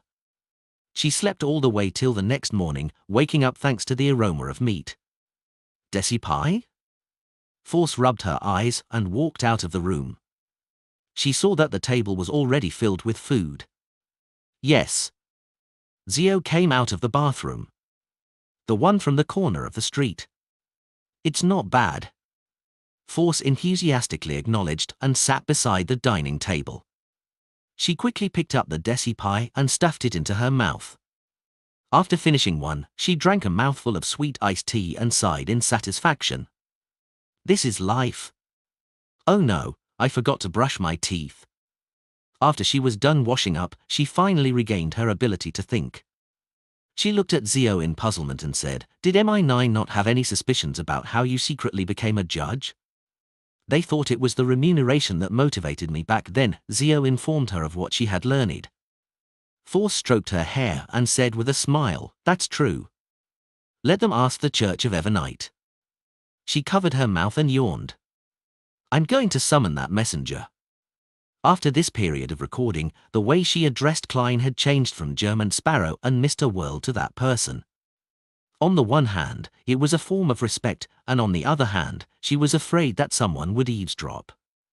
Upon hearing her friend's words, Zio looked around and asked in confusion, "Aren't you going to set up the ritual?" She remembered that summoning a messenger required a ritual. "That's only one of the methods. That person got me to use another method." Force glanced at her clothes and realized that her clothes were all wrinkled since she hadn't had the time to change her clothes last night. Upon realizing that she would be meeting the messenger later, she decided to pay attention to her image. She hurriedly returned to the bedroom on the second floor and changed into a beige dress with frilly designs. After preparing herself, she raised her right hand in front of Zio, and she grabbed at it as if she wanted to pull something out of the air. In her eyes, an illusory book took form. It quickly flipped and stopped at one of the pages. In the next second, her arm sank and a figure emerged from the void. This was German Sparrow, who was wearing a half-top hat and a black coat. He had a cold expression and an unyielding air, but his eyes appeared somewhat dull. "I succeeded? This is just my second attempt. I've only tried it once yesterday and failed." Force's eyes widened as though they wanted to take in more light so as to see more clearly. She knew that this was the historical void projection she had summoned, so she wasn't too nervous. Instead, she held her breath and looked warily at German Sparrow's projection. She couldn't tell if he was real or fake. She still remembered the combat achievements of this crazy adventurer. Force has actually summoned German Sparrow? Shouldn't it be his messenger? Would German Sparrow still be able to summon something? Questions popped up in Zio's mind. Just as Force was unsure of what to do next, German Sparrow's eyes darted around slightly as his gaze instantly turned focused. He no longer had a rigid and vacant look, as though he was alive. Following that, he took out an exquisite, silvery harmonica and blew it. No sound came out of it, but the surroundings instantly turned cold as a biting wind stirred. Then, a woman dressed in a dark and complicated long dress with 4 blonde hair and red eyes in her hands walked out of the void. Her 8 eyes looked at German Sparrow. German Sparrow nodded slightly and pointed at Force. This lady needs to set up for special coordinates deep in the spirit world. Please help her. All right. One of the heads of Rionette Tinker said as it moved up and down. German Sparrow didn't speak further. As he approached the window, he made the glove on his left hand become transparent. His figure quickly disappeared as he teleported out of the house. He left? He left just like that? The historical void projection I summoned left just like that? Force stared with her mouth slightly open, as though she was experiencing a comical play. According to her understanding, the thing she summoned should be under her control. How could it leave after giving some instructions? Could it be that the historical void projection has the same personality as the actual person? No, it's as if German Sparrow himself had descended. Force glanced at Zio and realized that she was just as confused as she was. At that moment, Force suddenly shivered, as though an extremely terrifying creature was glaring at her. She subconsciously turned her head and realized that German Sparrow's messenger was looking at her with 8 red eyes, carefully observing her. As terrifying as German Sparrow? Force forced a smile and said, "Sorry to trouble you." At this moment, Rionette Tinker's 4 blonde, red-eyed heads spoke one after another. Need to pay 800 gold coins. There's still a fee? Force turned agape once again, at a loss for a response. Check out latest novels on novel/bin.com. After a few seconds, her thoughts suddenly became active as she began to calculate her savings. After loaning £2,400 to Zio, I still have £780 left.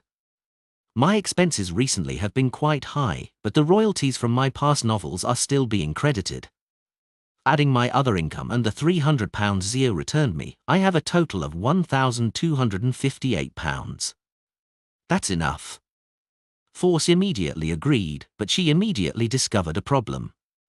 Gold coins, all of them? Rionette Tinker's forehead shook slightly. Yes. You can. Oh. As expected, all of them need to be gold coins. I remember that Mr. World has been trying to gather gold coins and exchange for gold coins for quite some time before. It was to pay this messenger? The relationship between him and his messenger is really complicated. Mr. World should still have quite a few gold coins. I'll try to exchange 800 gold coins from him later. Force secretly heaved a sigh of relief and said, "All right." After agreeing, Force saw the headless messenger raise one of the heads in her hand to bite down on her clothes near her shoulder. The surrounding colors became saturated and brighter. The reds became redder, the blacks became blacker, and the whites became whiter. In such a manner, Force was led by Rionette Tinker through similar scenes that she had no way of getting her bearings right. It didn't take long before she arrived at the spot where there was a faint fog. In the depths of the fog, one eye after another seemed to look over, but they quickly shrank back. When Force summoned German Sparrow's projection from the historical void to Backland, he had immediately entered the fog of history and dashed all the way to a period before the first epoch. His consciousness came alive within the projection, reducing Force spirituality expenditure. This way, Klein had indirectly returned to Backland. This was also the reason why he had gotten Miss Magician to use such a complicated method to summon the messenger. As for the messenger summoned by the adventurer's harmonica, it was an independent existence. It didn't increase the burden on Force spirituality burden. Even if the historical void projection vanished, Rionette Tinker could still remain in the real world if she so wished. After a teleportation, Klein's figure appeared in a secluded alley near St. Samuel Cathedral. He then used his faceless powers to change his appearance and figure.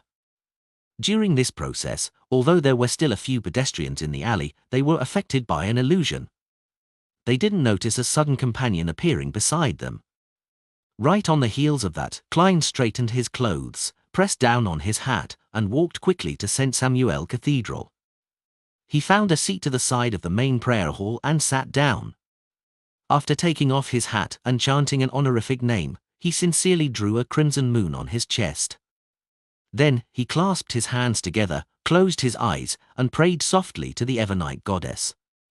I'm currently searching for traces of the dark demonic wolf's past to grasp his exact condition.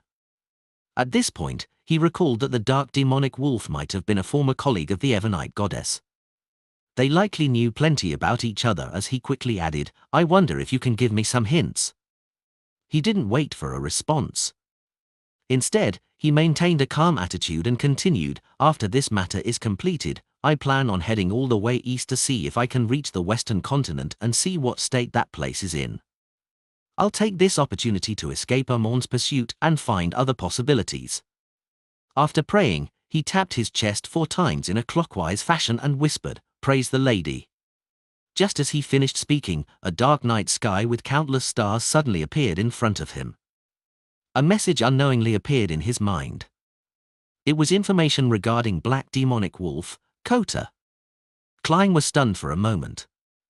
Only when the starry sky before him completely disappeared did he return to his senses. He sincerely praised the goddess once again.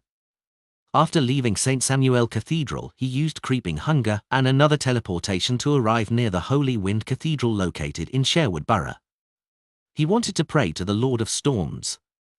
He looked up at the towering steeple and felt some momentary hesitation. He really wasn't sure if he should enter the headquarters of the Church of the Lord of Storms in Backland. I'm just a historical void projection. There's nothing to be afraid about. I won't suffer any losses from praying, but what if the Lord of Storms hears about the Amon situation and decides to bestow 0 to 32 to me? That way, I won't have to risk hunting the dark demonic wolf. A person should always be hopeful. After some thought, he finally made up his mind. He carefully raised his hand and summoned Inunai, the one who had yet to be parasitized by Amon, from the historical void to walk into the Holy Wind Cathedral in his own form. A minute or two later, a dark cloud suddenly appeared above Backland. There seemed to be a flash of silver lightning in the Holy Wind Cathedral, but no one noticed it. Lord of the Mysteries Chapter 1189. As soon as the dark clouds in the sky dispersed, everything in the Holy Wind Cathedral returned to normal. In a nearby corner, Klein raised his hand to rub his forehead. The corners of his mouth twitched as he mumbled, If you don't want to give it to me, so be it. But why did you kill my marionette? He then took a deep breath before his figure rapidly faded away and disappeared. The time limit for maintaining the historical void projection was almost over. After all, a scribe's imitation of a high-level power had significant differences from the original version. The burden of a Sequence 6 summoning a Sequence 3 was rather heavy. Even if a scholar of yore could transfer his consciousness over and reduce the spirituality expenditure, it was impossible for Force to keep it up for too long. In the outskirts of Backland, downstream of the Tussock River, Leonard hid his red gloves and slowly walked towards a certain spot. Suddenly, the slightly aged voice of Palles Zoroast rang out in his mind. How's your former colleague been doing recently? Thinking back to the conversation at the Tarot Club, Leonard suppressed his voice and said, he just avoided a trap set up by Amon's avatar. He's searching for the truth in the forsaken land of the gods. After listening to what he had to say, Palles Zoroast didn't say another word and allowed Leonard to proceed forward. After setting up the special coordinates, Force was thrown back into the real world by German Sparrow's messenger. I feel exhausted, but I just woke up not too long ago. It must be that high sequence beyond powers are too draining on my spirituality. Force covered her mouth and yawned. She looked at Zio with a haggard expression. That's possible. Zio agreed with her friend's judgment. Her intuition told her that the German Sparrow projection that had been summoned definitely wasn't simple. It could even be equivalent to a saint. After some hesitation, Zio said, sleep a little longer. Don't attempt to advance in such a state. In one of my previous trials, the murderer was mentally psychotic. He would deliberately make his friends, his students, and the tramps he took in, consume potions in all sorts of negative states, watch them lose control, and mutate into all kinds of monsters, disgusting and terrifying ones. What was this fellow's goal? Force was stunned for a second. 2 goals. One was to observe whether the same potion caused the same loss of control on different people. The other was to use oil paintings to record the corresponding scenes.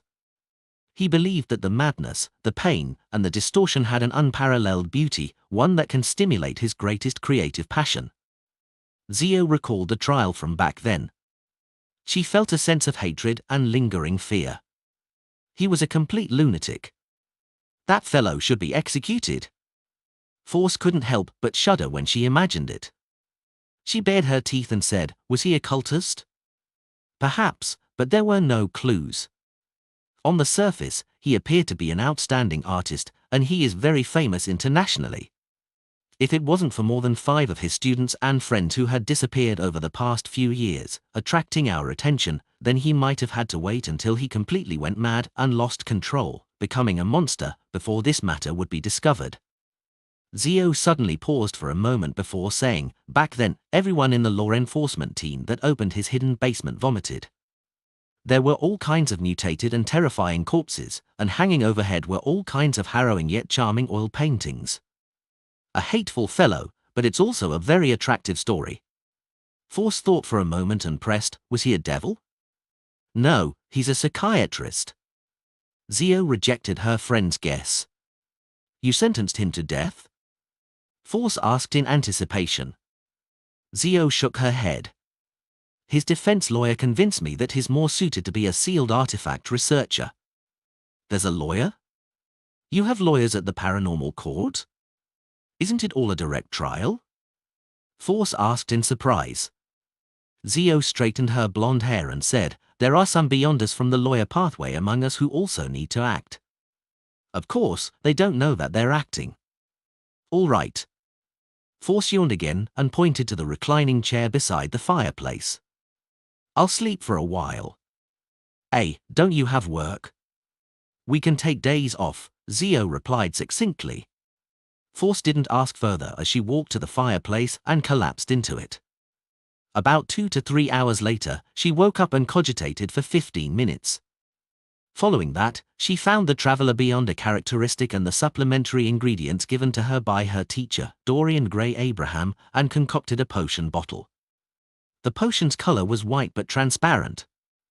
It was like half-melted snow water, occasionally producing light green bubbles. Force held the potion and glanced at her friend who was on guard by the side. She smiled and said, if I lose control, don't hesitate. Just chop off my head. No, pray first. There might still be a chance to save me. Zio slowly nodded. Maintain this state. Force silently exhaled. Without any hesitation, she raised the bottle and gulped it down. In the blink of an eye, she felt her body and her eyes light up one after another. They blasted around her body and opened one illusory door after another. Force consciousness couldn't help but enter one of them. Her entire body turned transparent as she vanished. In such a chaotic state of mind, Force nearly couldn't regain her sense of self-awareness.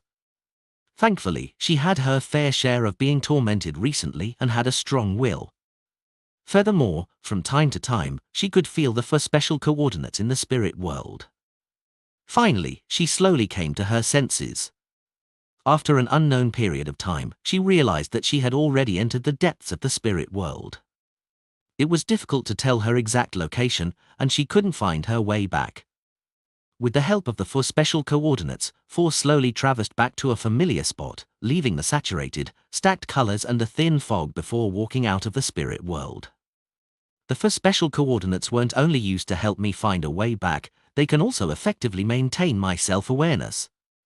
Teacher is only a sequence 7, so without any actual experience, it's inevitable for him to miss out on such knowledge. As Force thought, she cast her gaze towards Zio and smiled slightly. I'm a traveler. Zio heaved a sigh of relief and asked curiously, what new Beyonder powers did you get? The main one is teleportation. Also, invisible hand. In addition, the number of demigod-level Beyonder powers I can record has increased to 4. The actual effect should be close to that of a sequence 4. Force examined herself. She then raised her hand and pulled out a tarot card from across the room, one used for divination. It was a person with a scepter in his right hand that pointed towards the sky. His left hand pointed to the earth. In front of him were people like the Holy Grail, a scepter, a sword, star coins, the magician card. Every year's longest night was the birthday of the Evernite goddess, commonly known as the Winter Gifts Day. On this day, all Evernite believers would head to a nearby cathedral to witness the sunset of the sun. When night fell, they would participate in Mass, enjoy a holy meal, listen to the hymns, and do all sorts of activities. The year 1350 for Lund's Evernite believers was a very heavy year. The intensity of the war and the cost of items had made them lose the good mood they had. However, on Winter Gifts Day, they still came out of their houses. This was because the Church of Evernite was going to hold a massive Mass in the various large public squares to placate the souls that had passed away. At the same time, many foundations would distribute food vouchers at the Mass. People who received them could be able to obtain the corresponding items in any of the relief points or cathedrals. This led to Storm and Steam believers who didn't celebrate Winter Gifts Day to head for the nearest square. Westborough, Memorial Square, where George III was blasted to death. Dressed in a black cloak while walking her golden retriever, Susie, with a leather bag on her back, Audrey walked among the nobles looking refined. Her expression didn't seem abnormal, but she hid some pain and guilt. She had obtained the blood of an elderly mine dragon. After concocting the manipulator potion, she placed it in the small bag Susie was carrying. Susie was already a Sequence 6 hypnotist. She believed that not many people present would notice her abnormality and snatch things from her. The blood of the elderly mine dragon came from the hermit Catlear. Apparently, she had obtained it from Queen Mystic and she had paid £3,000 for it. This was in line with her expectations, as she didn't really want to obtain the ingredients from the psychology alchemists. After all, her direct superior, Avin Rambies, had only died a few months ago. To collect the items needed for an advancement, it made it inevitable for people to suspect her. As for the other members of the psychology alchemists, they had the ability and intelligence to notice this point. Besides, after becoming a demigod, one has to come into contact with the psychology alchemists' counselors. According to Mr. World, there might be an angel from the mind domain hidden amongst them. I'll continue making preparations. With a suitable opportunity and excuse, I'll consider raising my position in the organization. I'll hide my strength for now. The blonde Audrey lifted the ends of her skirt slightly and slowly walked towards her predetermined spot. Along the way, many nobles extended their hands to her in a friendly manner, hoping to help this beautiful, noble, and weak young lady through the crowd.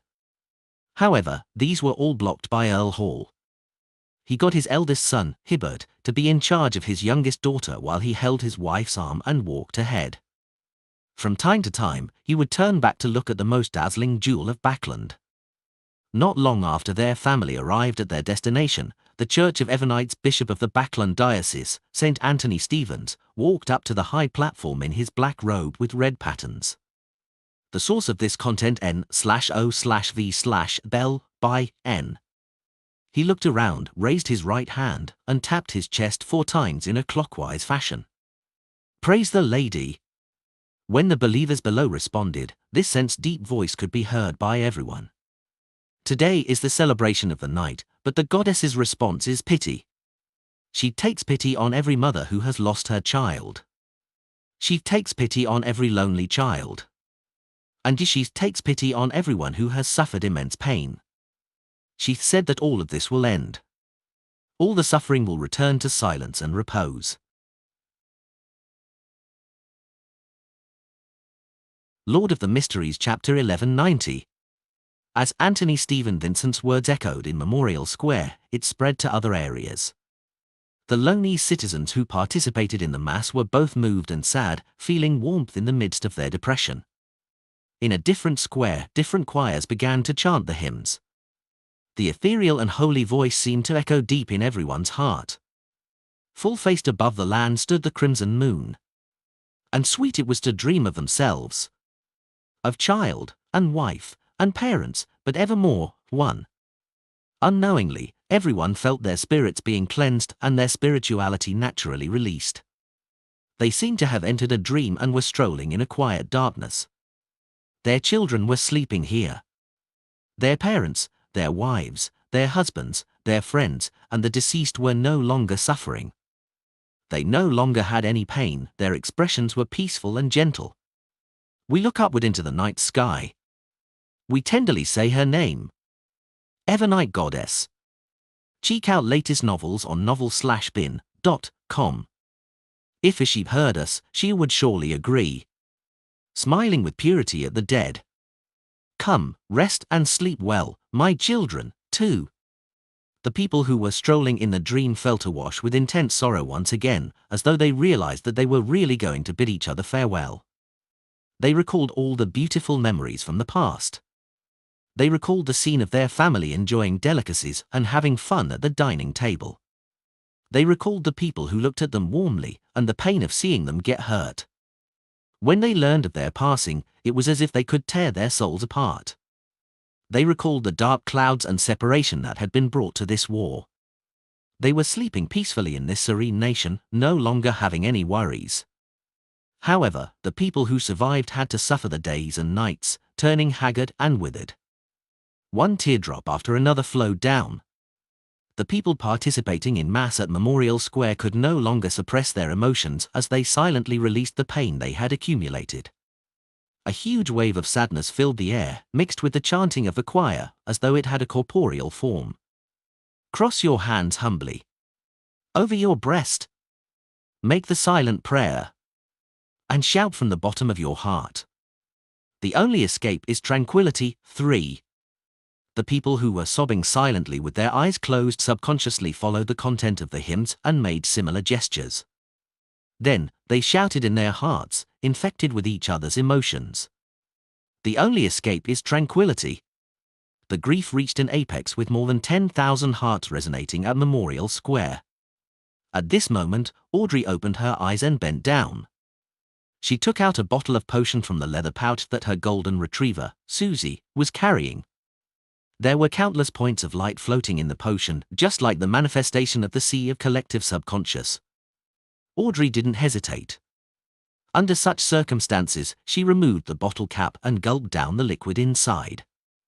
Unlike in the past where she could experience the potion slush through her throat and into her stomach, she immediately felt abnormal.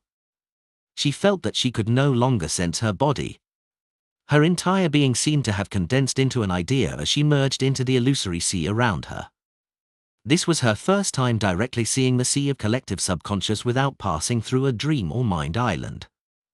As though she had returned to her mother's embrace before she was born, she returned to the very beginning where the imprints left by human ancestors were washed away by the tides as they crumbled and were influenced. There was fear, madness, and all kinds of terrifying mental corruption. For a moment, Audrey found it difficult to resist. Her consciousness faded, and her body shook as though it was on the brink of melting away. However, the sea nearby wasn't serene. There was a certain degree of undulations, spreading the intense sorrow and pain around. Under such influence, the self-aware Audrey, who was about to be assimilated by the sea of collective subconscious, also began to resonate, generating uncontrollable feelings of grief within her. The grief spread from one thought to another. Soon, it filled the blob of thoughts that Audrey had mutated into.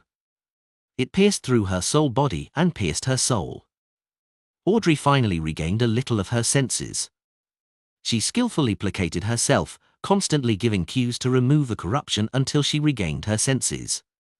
The voice in her ears became clearer and clearer, louder and louder. Finally, it reverberated through the sea of collective subconscious. The only escape is tranquility. The only escape is tranquility. The only escape is tranquility. Audrey repeated the prayer as her figure quickly turned clear. With a mere thought, she split herself into many transparent and illusory bodies. She traveled through the sea of collective subconscious and reached the mind islands that represented different people and stepped onto them. In these places, she could clearly see the sadness coming from different people. The bombshells that came from the sky, the airship that made up a fleet, the letters spelling bad news sent from the front lines, blood and flesh splattering in front of them, and the person who they loved suddenly collapsing in front of them, the pile of toys that no longer had an owner, the fit of coughs that came from the great smog. The only escape is tranquility. The golden retriever, Susie, also shut her eyes in mass. She used the human language to recite those words in her heart, but she failed to notice any changes in her surroundings. Suddenly, in her soul, in her body of heart and mind, Audrey's voice sounded. Susie, I succeeded.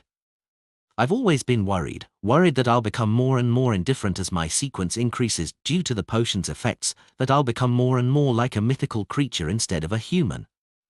Susie raised her head in confusion and saw that although the blonde girl's eyes were tightly shut, tears had unknowingly covered her face. Then, she heard Audrey say in her heart, "Thankfully, I can still feel their sorrow. How nice." In Susie's eyes, teardrops fell from the corner of the blonde girl's eyes. It was crystal clear. At this moment, the sun's final ray of light was swallowed. The night brought about tranquility. Everyone opened their eyes and said in a calm voice, "The only escape is tranquility." After crying without restraint, the bright, cheerful Audrey's mood became heavy. She became a little sensitive and a little sad. It made everyone who saw her feel a sense of love from the bottom of their hearts. Under all kinds of protection, she returned to Empress Borough and returned to her room. Only then did she have the chance to seriously examine herself and digest the knowledge and experience she gained from the sea of collective subconscious. Others might not be able to tell, but Audrey knew very well that the tall, blonde, blue-eyed beauty in the mirror already possessed extraordinary strength and exaggerated dragon-scale defenses. She could break through a block of steel with one punch. Oh, I can still use dragon transformation. It's equivalent to using an incomplete mythical creature form. However, I have to wait until I get used to the potion and keep stacking up the correct psychological cues. Otherwise, I can lose control. Every dragon transformation can't exceed a certain amount of time. Otherwise, even if I have the means to treat my mind and soul, I'll be contaminated by madness and confusion, causing me to lose control. My current limit is about a minute. The core power of a manipulator is manipulation. I can allow a body of heart and mind pass through the sea of collective subconscious and enter another person's mind island. I can directly change their subconscious and read their thoughts, silently driving them to do all sorts of things. Matching manipulation is virtual persona. I can create many personas, allowing them to have a corresponding body of heart and mind. This aspect can resist a lot of influence in the mind domain, and on the other hand, it can allow me to use them to silently invade the target's island of consciousness without any signs of it. I currently can have only 13 virtual personas. A manipulator can also create a terrifying mental plague. By using the sea of collective subconscious, I can spread all kinds of mental illnesses and extreme madness. Yes, or has turned into mind deprivation, a huge area of effect version. It's no longer just the single effect of awe. I can also transform my designated thoughts into a mindstorm that will sweep the surroundings, affecting all my enemies. As a manipulator, it naturally comes with the ability to travel the sea of collective subconscious. It's called consciousness stroll. Otherwise, my target would have long left by the time I arrived at a location after a series of complicated manipulations. Audrey looked at herself in the mirror and suddenly revealed a faint smile. Then, she puffed up her cheeks and opened her mouth as if she was about to spew something. Since her mythical creature form was a mind dragon, it definitely had to have some form of dragon's breath. This was an attack that could directly stimulate and harm the target's body of heart and mind and soul body. It dealt damage in an area of effect manner, an upgraded version of psychic piercing. Following that, Audrey's green eyes turned slightly and she looked away. She sighed inwardly. This is what it means to be a demigod. These powers make even me feel afraid. How powerful is Mr. World for him to be able to kill Evin Rambais? In the ancient palace above the fog. As the participants of the hunting operation made their preparations, they decided to organize a private gathering to discuss the details. A manipulator is that terrifying? The magician Force looked at Miss Justice beside her and blurted out in shock. Just now, Audrey had briefly mentioned the changes she had undergone after becoming a demigod. Although she didn't elaborate in detail to protect her trump cards, it still left the magician, the hermit, Judgment, and the star in shock. Actually, it's not that terrifying. Mr. World knows very well. Audrey cast her gaze to the bottom of the long, mottled table. The World German Sparrow didn't nod as he tersely acknowledged. I also had powerful helpers before I could kill Hvin Rambis. He paused and said, before discussing the hunting operation, I would like to know how to make the Abraham family sense my friendliness. 1. Adapted from The Lotus Eaters by Tennyson. 2. Adapted from The Cry of the Children by Elizabeth Barrett Browning. 3. Adapted from The Bridge of Sighs by Thomas Hood and Lotus Eaters by Tennyson.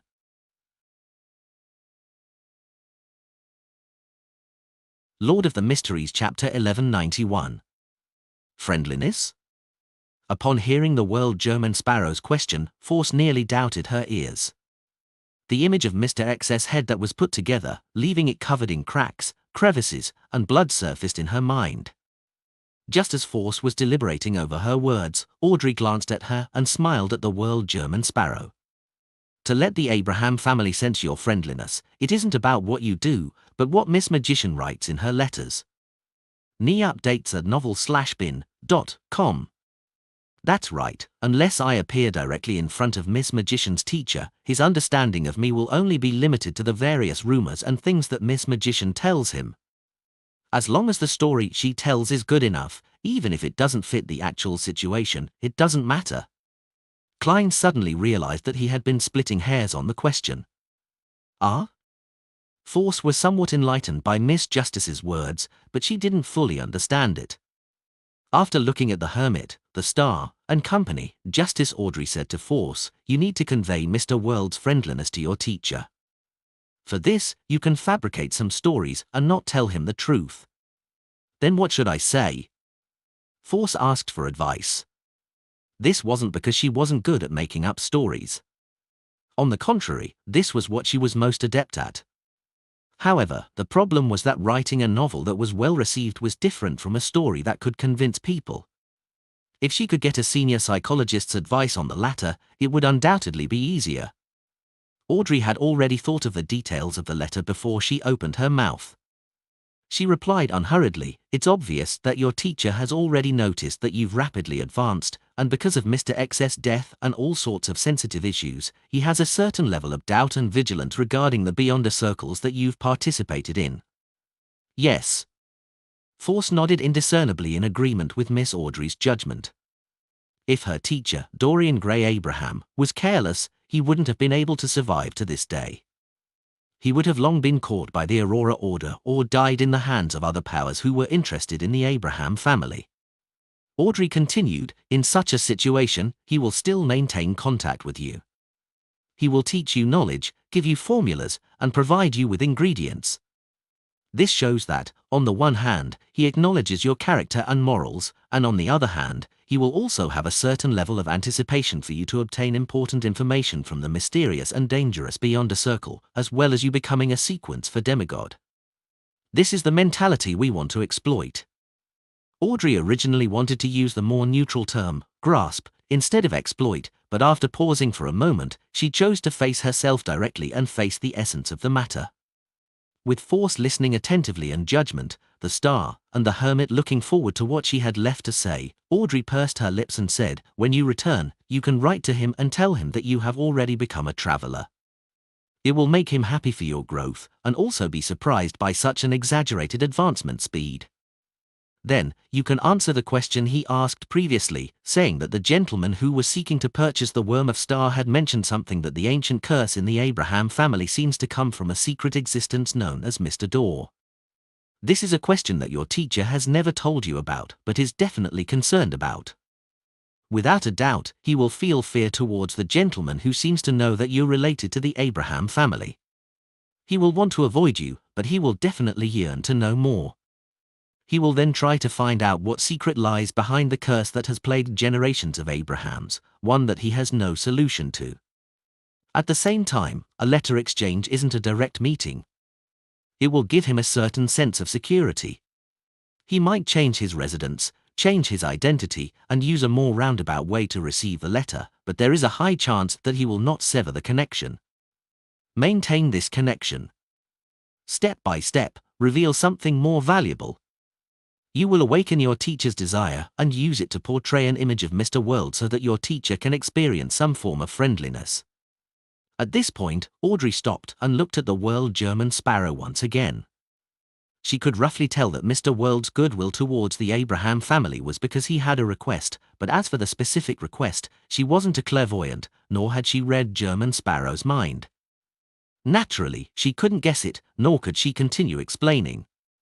Klein nodded and said with a hoarse smile, "After we establish this kind of indirect connection, I might ask your teacher for a transaction and use the promise of breaking the curse to exchange for certain items of value." Through demonistry, he had already grasped the solution to the Abraham family's curse. However, he didn't plan on exchanging it for the Planeswalker potion formula or a Grade 0 sealed artifact. On the one hand, the difference in value was too great, making him feel guilty. On the other hand, he didn't want to bring a dangerous existence like Mr. Dorr back into the real world. It was being irresponsible to himself and the innocent.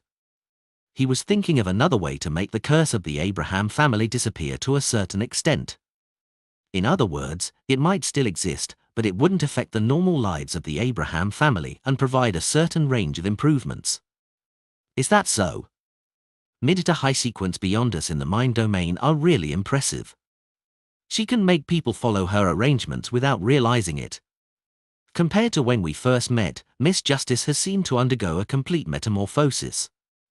It makes people fear and respect her? Force glanced at Zio and seemed to read the same poignant thoughts from her eyes. After some thought, she mustered her courage and said to the World German Sparrow, "What if my teacher rejects your request? Did you think I would murder for property?" Klein lampooned in Chinese. He scoffed and said, "Don't worry, I won't harm him. I won't use any methods that will force him." Phew. Although Mr. World is a little scary, he's still a man of his word. Force slowly nodded and said, "I'll write a letter to my teacher according to Miss Justice's suggestion." Klein nodded slightly and surveyed the area. "You can begin discussing the hunt." Catlear took control and said, "The biggest problem with this operation is finding the Saint of Secrets Botis." Force immediately recalled how she had encountered him and raised her hand. "If I can borrow that powerful sealed artifact from my teacher, then I can bring it with me.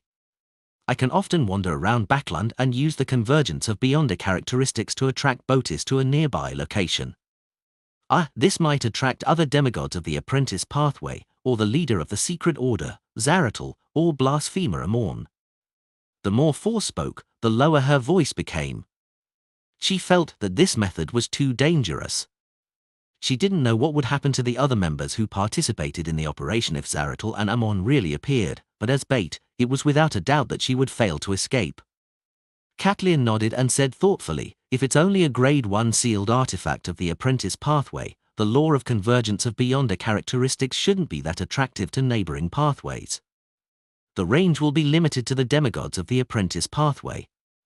And from what I know, there aren't many of them. In fact, it can be said that there are very few of them. Most of them exist in the form of a characteristic or sealed artifact. I suddenly do not wish to become a sequence 4. Force's eyelids twitched when she heard that. Catlear cast her gaze at the World German Sparrow. "Let's not discuss the problem of whether there are any Grade 1 sealed artifacts of the Apprentice Pathway. If we want to let the Saint of Secrets and Miss Magician bump into each other, the prerequisite is that he is also in Backland. He mustn't be that cautious and often goes out." Upon hearing this, Leonard said from the angle of a professional official Beyonder, "It's actually not difficult. As a demigod of the Apprentice Pathway, Botis is definitely in charge of dealing with accidents among the upper echelons of the Aurora Order. He has sufficient mobility to aid the other members in different places. This is a term that appeared after the steam engine and the airship were invented. As long as you can create some matters against the Aurora Order in Backland, he has a high chance of showing up." As he spoke, Leonard glanced at Klein. Based on what he knew, in the chaotic battle outside Bayam City caused by German Sparrow, the Saint of Secrets had appeared and picked up a glove. This is a solution. Audrey and company nodded. At this moment, the world suddenly said, "Let me remind you that the Aurora Order is an organization that worships a true God. Once you take action against them and secretly target their upper echelons, the true creator might be able to foresee this and give them a warning." That can happen? Audrey's eyes widened slightly as she observed Kat, Leah, Leonard, and company. She realized that they were equally astonished. This was something that they had never considered before. It wasn't that they weren't smart enough, but that they had never participated in such matters that involved high-level existences before. Or rather, even if they were involved, they weren't aware of it. Then what should we do? Force couldn't help but ask. Klein replied in a suggestive tone, "By not targeting the Aurora Order directly, we can use a milder approach to fish out the Saint of Secrets Botis."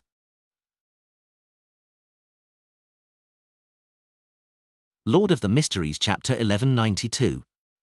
A milder approach. The hermit Catlear, who lacked experience only on high-level matters, instantly had a new idea and probed, "Let Miss Magician participate in the various Beyonder gatherings in Backland," accidentally revealing that she's related to the Abraham family, attracting the attention of the Aurora Order? Seeing no objection from the world German Sparrow, Catlear thought as she looked to the other side.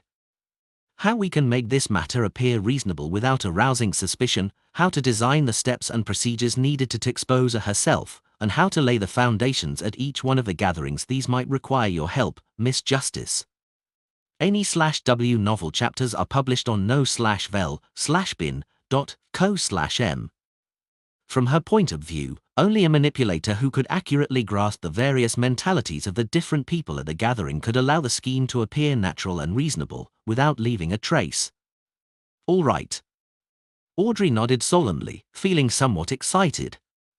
She then added, "Although I've never done anything similar before, I will try my best to make everything seem reasonable. Why do I suddenly feel a little afraid? Why do I feel like we are all inexperienced people? Apart from Mr. World, who can't directly participate, Hermit might be very experienced in other aspects, but she shouldn't have been involved in such hunting before. This isn't a game, it's a cruel act that can kill someone if we aren't careful." Force trembled when she heard this. She had a deep suspicion of the experience of most of the members. This included herself. However, when she thought of how Miss Justice and Hermit were already sequenced for demigods, and that she and the Star were at sequence 5, she felt that this wasn't too serious of a problem. After all, every powerhouse had accumulated their experiences over time from nothing. Furthermore, they still had the world German Sparrow, the strongest hunter over the 5 seas. Reasonable. Scheme. Manipulation. Listening to the conversation between Hermit and Miss Justice, Klein subconsciously extracted the keywords. This reminded him of how he had used 0-08 and the experience of playing out situations that had been arranged by 0-08. He couldn't help but sigh inwardly. It's no wonder the spectator's sequence 1 is called author. This is indeed a very reasonable development, but it can change from a guidance to being forced. There's no need to rush yourself to make the arrangements in detail. Go back and think it over carefully. Yes, at the same time, we need to combine the feedback from the scene to make adjustments. Catlear nodded in thought as she immediately had a new idea. When Miss Magician participates in the Beyonder gatherings, it's best you hide in the vicinity. Use your control of the sea of collective subconscious to monitor every participant's thoughts and accurately grasp the feedback. Would 13 virtual personas be enough? There should be more than 13 members at a Beyonder gathering. I can switch to using monitoring to select a target to focus on. Audrey quickly analyzed the feasibility of the suggestion and tersely acknowledged. That wouldn't be an issue. To her, this was also a form of training. At the same time, it was also a form of acting. She didn't directly use her Beyonder powers to affect the target, but instead used her precise understanding of the target's mental state to manipulate them by using words, behavior, actions, and a script. Seeing that there was no problem on Miss Justice's side, the hermit Catlear looked at the magician. In order to prevent a surprise attack and to better grasp your surroundings, I need to plant something on you. What is it? Force asked warily. Katlia glanced at the world at the bottom end of the long, mottled table. After receiving the permission of Mr. Fool's Blessed, she raised her hand and pressed it between her brows.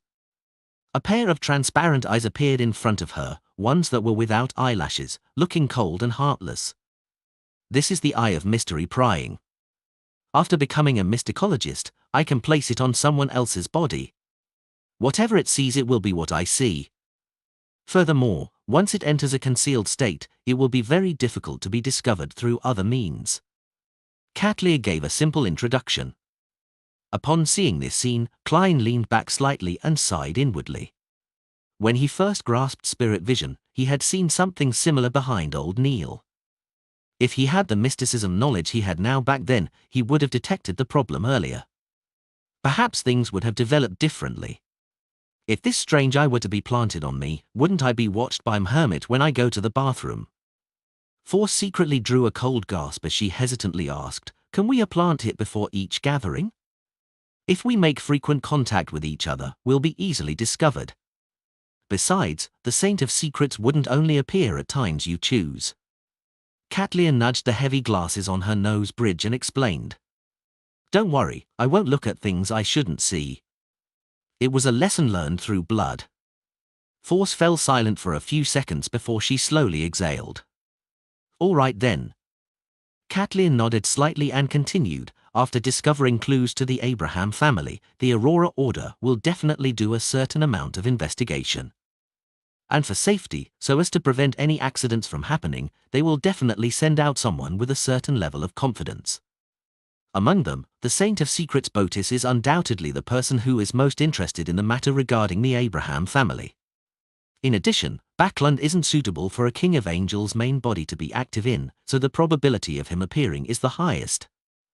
At this moment, the star Leonard, who was leaning against the back of his chair, raised his hand and said, "Not necessarily. According to the information we have gathered, the Aurora Order has other high-ranking members in Backlund St. Tenebris. After Mr. A disappeared, he came forward to organize certain matters.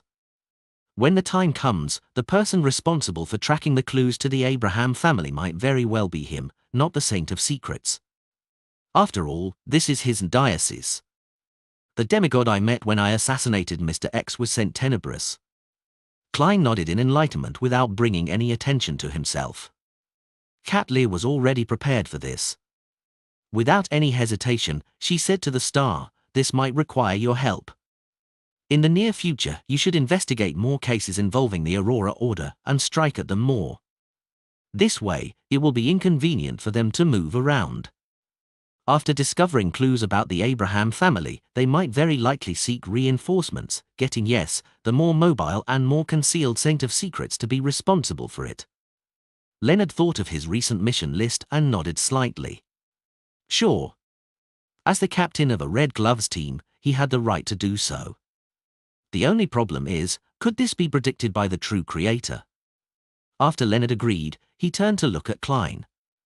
After some thought, Klein pointed out indirectly, "You are similarly under the gaze of a deity." Leonard retracted his gaze as though he had gained some understanding. He said to the hermit Katlia, "I have no further questions." The hermit Katlia raised her glasses and cast her gaze towards Judgment. "We will try our best to limit the Beyonder circles that Miss Magician will be involved into East Borough and the Backlund Bridge area. These should be places you are familiar with. You have to constantly be aware of any abnormalities. Inform me immediately about the surroundings of the gathering's location." All right. Although Zio was disappointed that she was involved in the periphery matters, she knew very well that with her strength, she could only do so much. At that moment, Katlia thought for a moment before saying, "You are a judge. When the time comes, you might need to do some area of effector prohibition. This might not be effective against the Saint of Secrets, Botis, but it should be able to cause some interference. Don't doubt it. As support, mid-sequence Beyonders can similarly influence a saint to a certain extent. All of this is under the premise of a demigod resisting a demigod, while all I provide is support. The education Zio had received since she was young, and the addition of the knowledge she learned from MI9 now put an emphasis on cooperation. It was very easy to understand what Hermit was saying. At this point, the plan had just started taking form. The next step was to adjust it bit by bit through on-the-ground feedback. Force heaved a sigh of relief when she suddenly thought of something. She hurriedly said, "Previously, Mr. World mentioned that Botis might have a Grade 0 sealed artifact. How should we deal with it?" Frankly speaking, she didn't have a direct impression of how terrifying a Grade 0 sealed artifact was. This was because she had never encountered one before and had never seen anyone encounter it before. However, she had experienced the Grade 1 sealed artifacts that German Sparrow had borrowed from Mr. Fool. She knew how terrifying it was, and with a Grade 0 sealed artifact being one grade higher than a Grade 1 sealed artifact, it was obvious how potent one was. In the rumors that Force had heard, some Grade 0 sealed artifacts could even destroy Backland, or even the world. Katlia said after a few seconds of silence, "On the one hand, through Miss Justice's grasp of the minds of the people around you, she will be able to find traces of possible existences. On the other hand, with Miss Judgment's understanding of the various anomalies in the region, and combining it with divination, we will be able to determine ahead of time if there are any sealed artifacts. If we can't get any feedback from all of this, and if the Saint of Secrets has a Grade 0 sealed artifact with him, you don't have to be too afraid. He won't kill you immediately. He will definitely try to gain control of you and interrogate you at a safe place. We have enough time and opportunities to separate him from the sealed artifact. Remember, a sealed artifact that a Beyonder possesses isn't completely a part of his strength. During this process, didn't you record some high-level Beyonder powers? If the situation is critical, don't hold back, and try your best to escape. Sounds like you're not very confident either." Force's face suddenly turned pale as she forced a smile. "I'll try my best." At this moment, the World German Sparrow took the initiative to speak. "In times of necessity, pray to Mr. Fool. I will also ask him to provide his protection in advance and provide some revelations. As this operation wouldn't pose a threat to Klein's actual body regardless of the development, and it might involve a Grade 0 sealed artifact, he could only gain some revelations from his initial control of Sapphira Castle." "That's good." Force, Zio, and company heaved a sigh of relief. When the private gathering was coming to an end, Klein glanced at Katlia and said, "It looks like there's no way to end the operation before New Year. I'll provide you with the advance payment." He then condensed some of mysticism knowledge he had never mentioned into a pale white brilliance and pushed it to the hermit.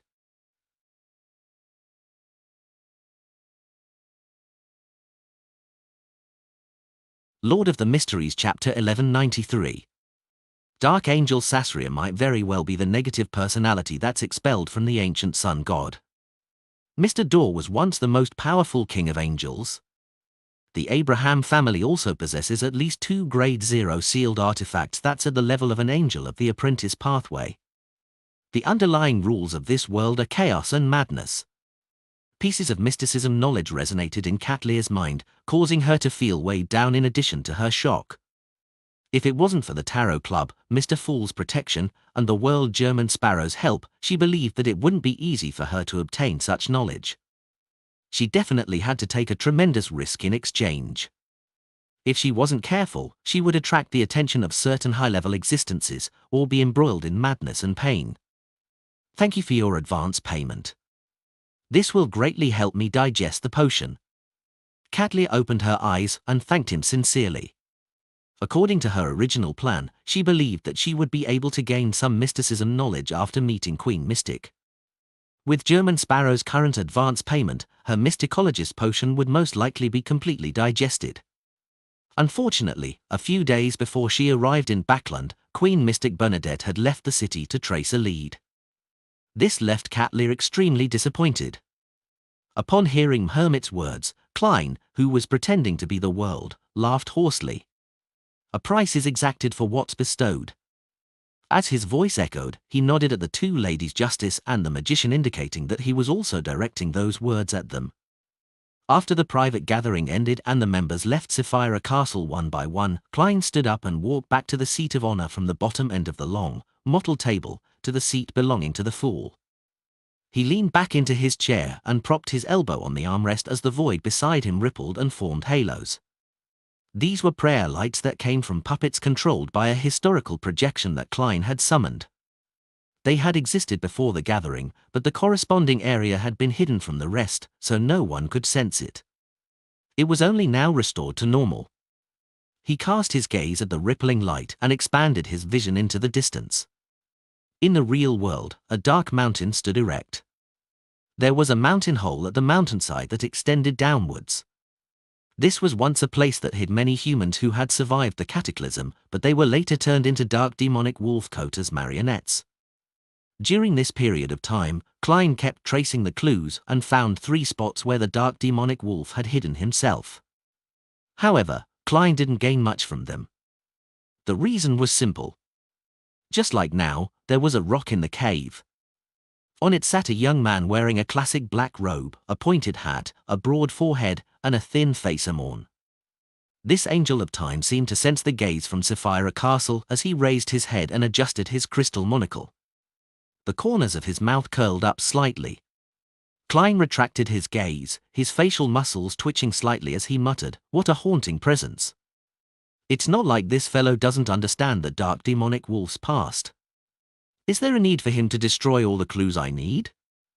Furthermore, he'd only come slightly earlier than me every single time. If it wasn't because he wasn't a Morn's match, he really wanted to hang him up and beat him." Phew. Klein exhaled and immediately returned to the real world. He wore a black top hat and carried a dim yellow lantern. He dispelled his maintaining of the historical projection and, without looking back, he left the mountain and ventured deep into the silent wilderness. There was no hesitation in his footsteps, as he had already obtained detailed information about the dark demonic wolf, Kota, from the Evernight goddess. He was well aware of the character, styles, and habits of the god of wishes.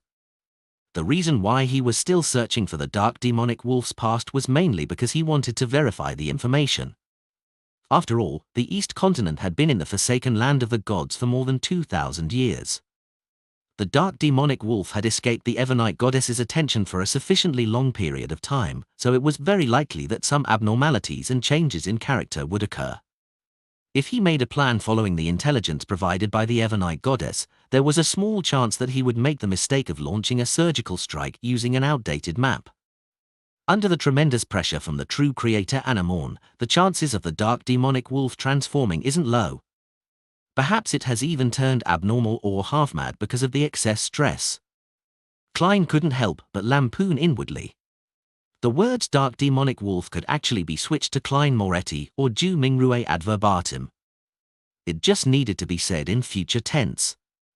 The other reason for his persistence in pursuing the dark demonic wolf's past was that he was trying to fool Amorn, making it difficult for him to guess that he had already grasped the key information. Of course, this might not be able to deceive the god of deceit. His main goal was to obtain a victory of the mind, so as to adjust his mental state that was overly stressed. This allowed him to reduce the frequency at which he sought Miss Justice's treatment. Well, from the looks of it, the dark demonic wolf still maintains its clarity and rationality in the late Second Epoch. It wasn't as violent as when it first fused with other Beyonder characteristics, bloodthirsty, crazy. His most important personality appears to not have changed, ever so suspicious. He doesn't even trust his own marionettes. Once he decides to migrate, he would leave all the marionettes that he had before and sever all connections. Also, the dark demonic wolf seems to have migrated from the east over here. As he thought about it, Klein came to an abrupt stop. Under the darkness that was void of stars and the crimson moon, he cast his gaze in a particular direction by relying on his spiritual intuition. His expression gradually turned solemn as he raised his right hand and pressed on his silk top hat. Then, he adjusted the direction he was heading in and walked towards where his eyes were trained at. That was the east. In the endless darkness, the lantern in his hand cast a lonely shadow. His trench coat was almost the same color as the distant night as his footsteps quickened. Backlund, Empress Borough, inside the Hall family's luxurious mansion. Audrey sat in front of the dressing table and began to seriously consider how to release the bait in a seemingly reasonable fashion. During this process, she suddenly thought of something. That was that, if she wanted to go nearer beyond a gathering and monitor the thoughts of the participants, there was a lack of quick and efficient methods. As a sequence for demigod, she neither could fly nor teleport. She also couldn't use the flames to jump secretly. It would be fine if it was late at night, but if she wanted to use dreams as a springboard, she could only rely on her feet during the day and evening. Oh. Actually, my speed isn't slow, but if I were to run faster than a steam train, I would definitely attract attention. There are so many powerhouses in Backland, so there's no lack of existences that can see through my psychological invisibility. Similarly, in my dragon form, I can fly, but that's just too eye-catching. Currently, I can only let my consciousness and spirit body enter the sea of collective subconscious, while I'm unable to bring my body in. As she pondered about the matter, Audrey could only consider purchasing sealed artifacts or mystical items that had traveling powers while deciding to travel through dreams if there were dreams. Otherwise, she could only rely on walking, carriages, or the metro. What a simple demigod. It's no wonder the full name is half human, half god. Those terrifying beyonder powers are the godly side of things, while these are the human side of things. Audrey gave a self-deprecating laugh and reined in her thoughts.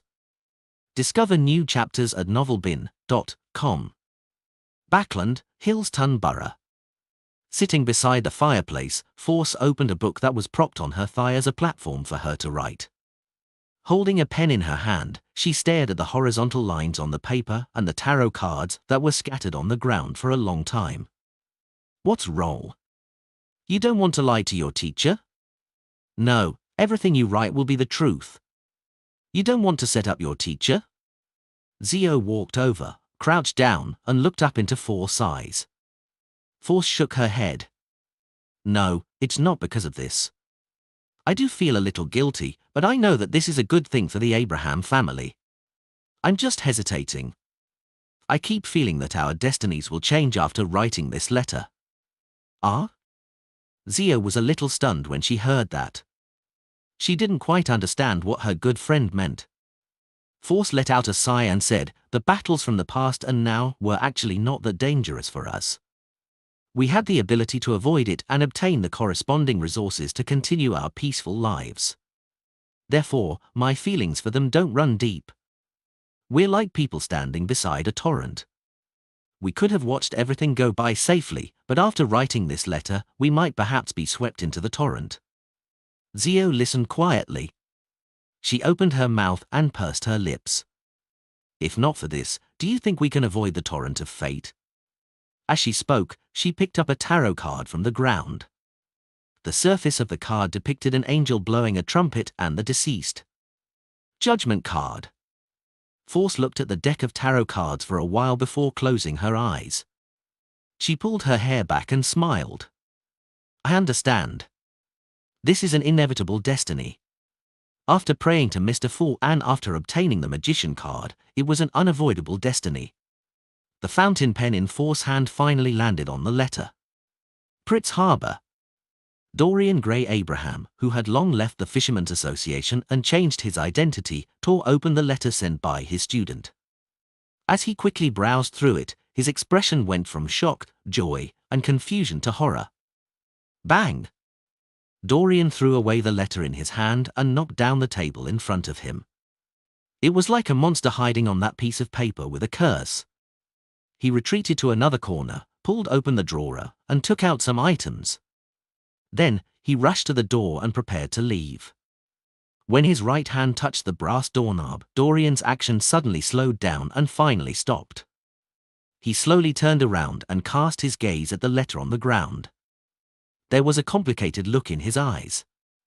After a few seconds, Dorian Gray Abraham slowly walked towards the letter. He walked with hesitation, feeling the dilemma and struggles, but he didn't stop. It was as if he had been seduced by the devil.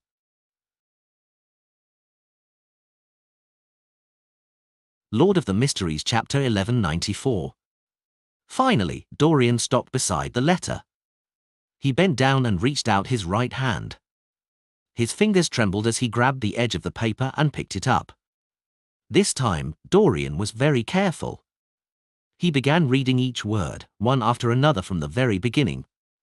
Sometimes he was enlightened, sometimes confused, sometimes puzzled, and sometimes in pain.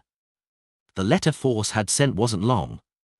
He only used 3 minutes to read it twice before he fell into a long silence.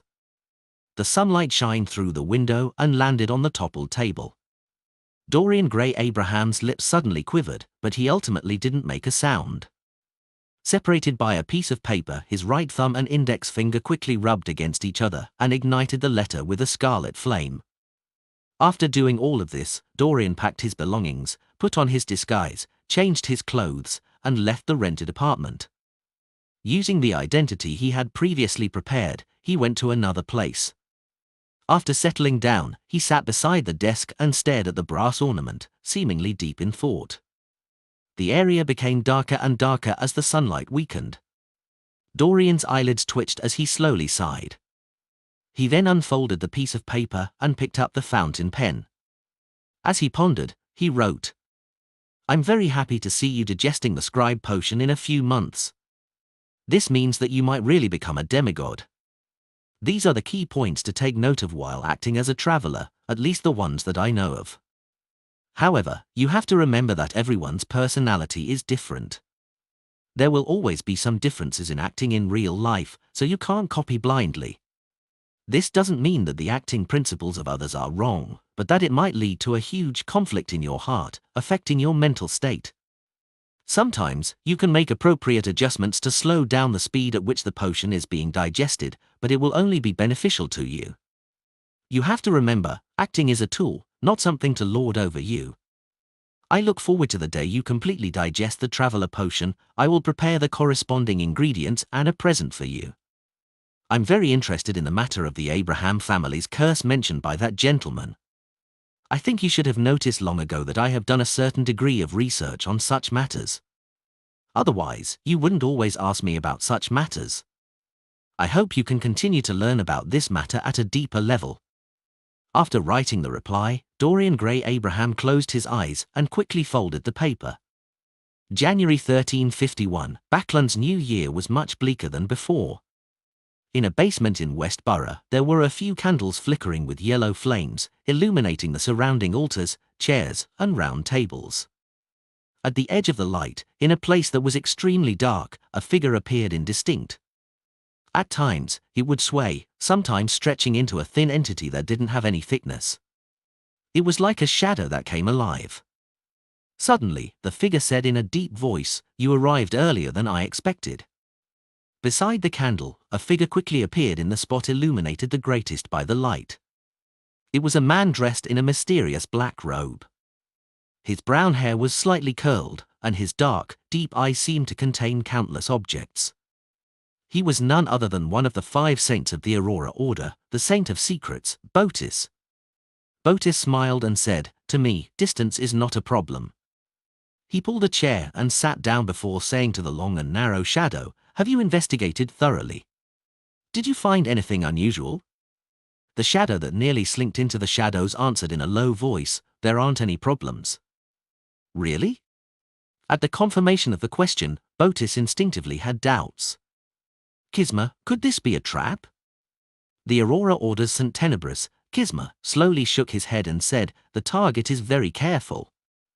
It's definitely not a case of deliberate exposure.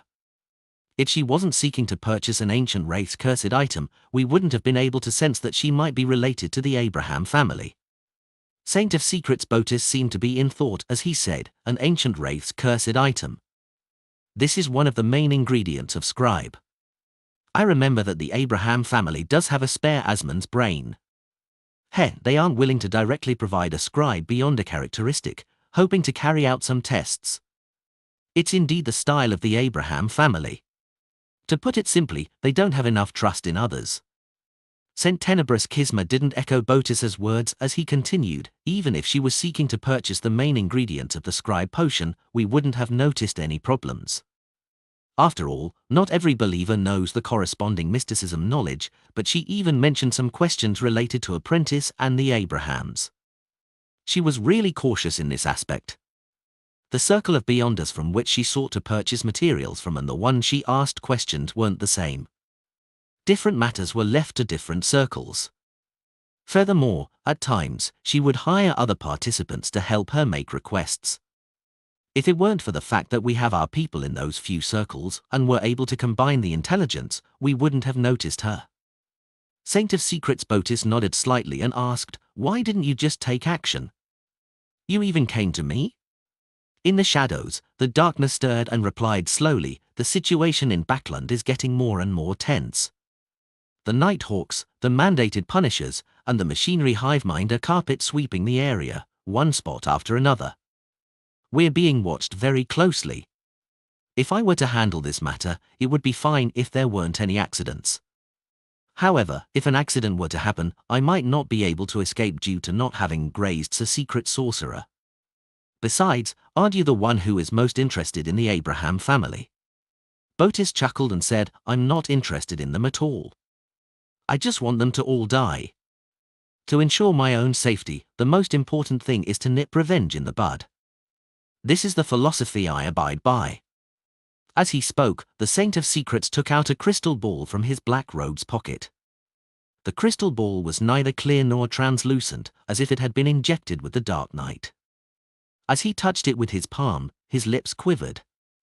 This strange crystal ball suffused a resplendent glow. They were like stars that slowly spun, forming a complicated scene. "It's still acceptable." Botis looked at the crystal ball in his right hand and nodded gently. He then looked at the ghostly shadow. "Give me the details." When he learned that there would be a Beyonder gathering in a particular circle tonight, with the target possibly appearing, the Saint of Secrets Botis stood up and said to Saint Tenebrous Kisma, "I need to make some preparations." As soon as he finished speaking, his right hand opened and with a gentle lift, his fingers closed. The region he was in immediately warped and vanished. The candles, flames, round table, and chairs that were originally located here vanished, leaving behind only the tiles and ceiling. After a while, the shadows moved and everything returned to normal. Nothing happened to Saint of Secrets Botis, but Saint Tenebrous' figure appeared out of the darkness. He looked at Botis and said in a deep voice, "Your caution has exceeded the necessary limits. But this isn't a bad thing. I hope that I can resolve the problem without anyone noticing," Botis replied with a smile. "You can follow me. You can hide in the shadows as my support. You will not directly appear, and you will leave immediately once you discover anything amiss." "All right." Saint Tenebrous Kisma slowly walked out of the shadows. He looked young and handsome with outstanding facial features, but his face seemed to be covered with a faint curtain of darkness. After coming close to Botis, there were a series of illusory chewing sounds that came from nowhere. The chewing sounds and the sound of digesting could be heard, as well as undisguised evil and hunger. This made the demigod shudder involuntarily. Saint Tenebrous' eyes froze for a second as he cast a shocked and surprised look at Botis's face. The corners of Botis's mouth curled up as he revealed a rather cruel smile. A few seconds later, one of them used teleportation, and the other merged into the shadows and left the house. In an apartment that had been in disrepair for years, in the area intersecting Backland's East Borough and the Bridge area, there were a few rooms on the first floor of a cheap motel that had their rooms connected. When Botis walked out from the spirit world, the Beyonder gathering was only to be held 2 to 3 hours later. No one had arrived yet. He looked around and took in the long tables that were arranged messily. After observing the environment, he walked to a corner with his right hand pulling the curtain. The region was then enveloped by a shadow, distorting before vanishing. This was because there wasn't anything there to begin with. There was no objective measure, so no one would have discovered that there was a space missing. They would only feel that the distance between the walls and themselves was a little closer, but upon closer inspection, everything was normal. This was the space concealment power of a secret sorcerer. They could use this ability to split a place into two and conceal part of it. One had to use a specific door to enter. At that moment, in the area that had been divided and hidden, the room existed normally. There were floor tiles, a ceiling, and a cockroach crawling across the ground. The cockroach rushed to the boundary and was blocked by the endless darkness. After Saint of Secrets Botis surveyed the area, his gaze paused at a transparent vortex in midair. This was the door. Every hidden space would definitely have a door. After some thought, Botis reached into the black robe's pocket, took out a mirror, and inserted it into the door. The mirror twisted and quickly reflected the scene in the outside world. There were chairs and long tables randomly strewn around. The place was empty. In this way, Botis used this mirror to monitor the Beyonder Gathering's venue. Seconds changed to minutes as the Beyonders dressed in various disguises arrived. One of the hooded figures habitually chose a corner near the window. She took out a palm-sized notebook and casually flipped through a few pages, as though she was revising the main points of her questions or checking if she was fully prepared. And behind her to the side, there was an ordinary mirror embedded in the wall, the source of this content N/O/V/L/N.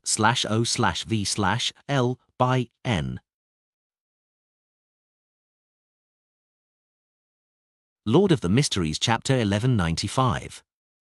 In the region that had been concealed, the Saint of Secrets, Botis, narrowed his eyes slightly as he recognized Leimano's travels. This made him no longer have any doubts about the intel provided by Saint Tenebrous Kisma. He recognized this notebook and knew that it was a mystical item that the Abraham family placed great importance on. It was one of the most powerful items below the high sequences, and the negative effects were negligible. Heck, back when I was a mid-sequence Beyonder, I had yearned for this notebook so much. In the end, the Abraham family was wary of me and didn't place any importance on my needs at all. Now, have they learned their lesson? This woman shouldn't be a descendant of the Abraham family. Otherwise, she wouldn't have gone around searching for the cursed item of an ancient wraith. Botis muttered inwardly as his expression gradually turned grim, showing hints of a cruel fervor. After observing his surroundings for a while, he carefully reached into his black robe's pocket. The pocket seemed to contain a vast space as Saint of Secrets Botis dragged out a 3-layered jewelry box from within. This jewelry box wasn't tiny, making it difficult to hold it with one hand. It was mainly silver-black in color, and its surface was covered with exquisite decorations. There were rubies, emeralds, sapphires, and diamonds embedded in it, making it look rather luxurious. As he held the jewelry box in his hands, there was a hint of panic and fear in his expression. It was as if he was facing the abyss or listening to an evil god's ravings. The gathering continued as usual. Force put away Leimano's travels and focused on listening to the participants as though she was seeking some answers. During this process, she would occasionally ask questions, using gold pounds and spiritual materials as payment. However, she didn't receive any effective answers. Gradually, the Beyonder gathering came to an end.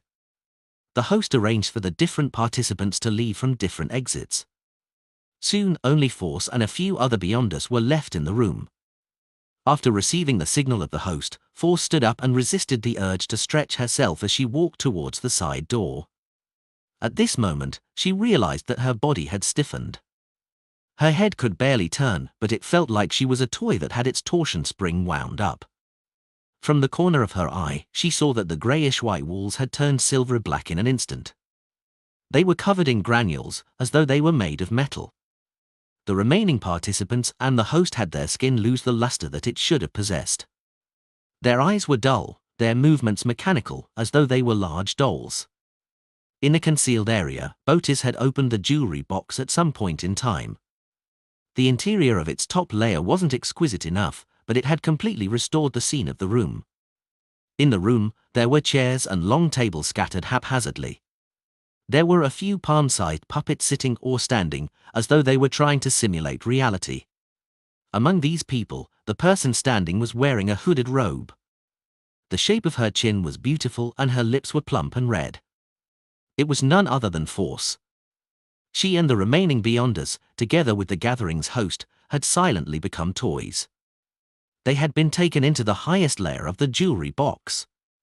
The room that connected in the external world was only left with greyish-white walls, nothing else. The corners of Botis's lips curled up bit by bit.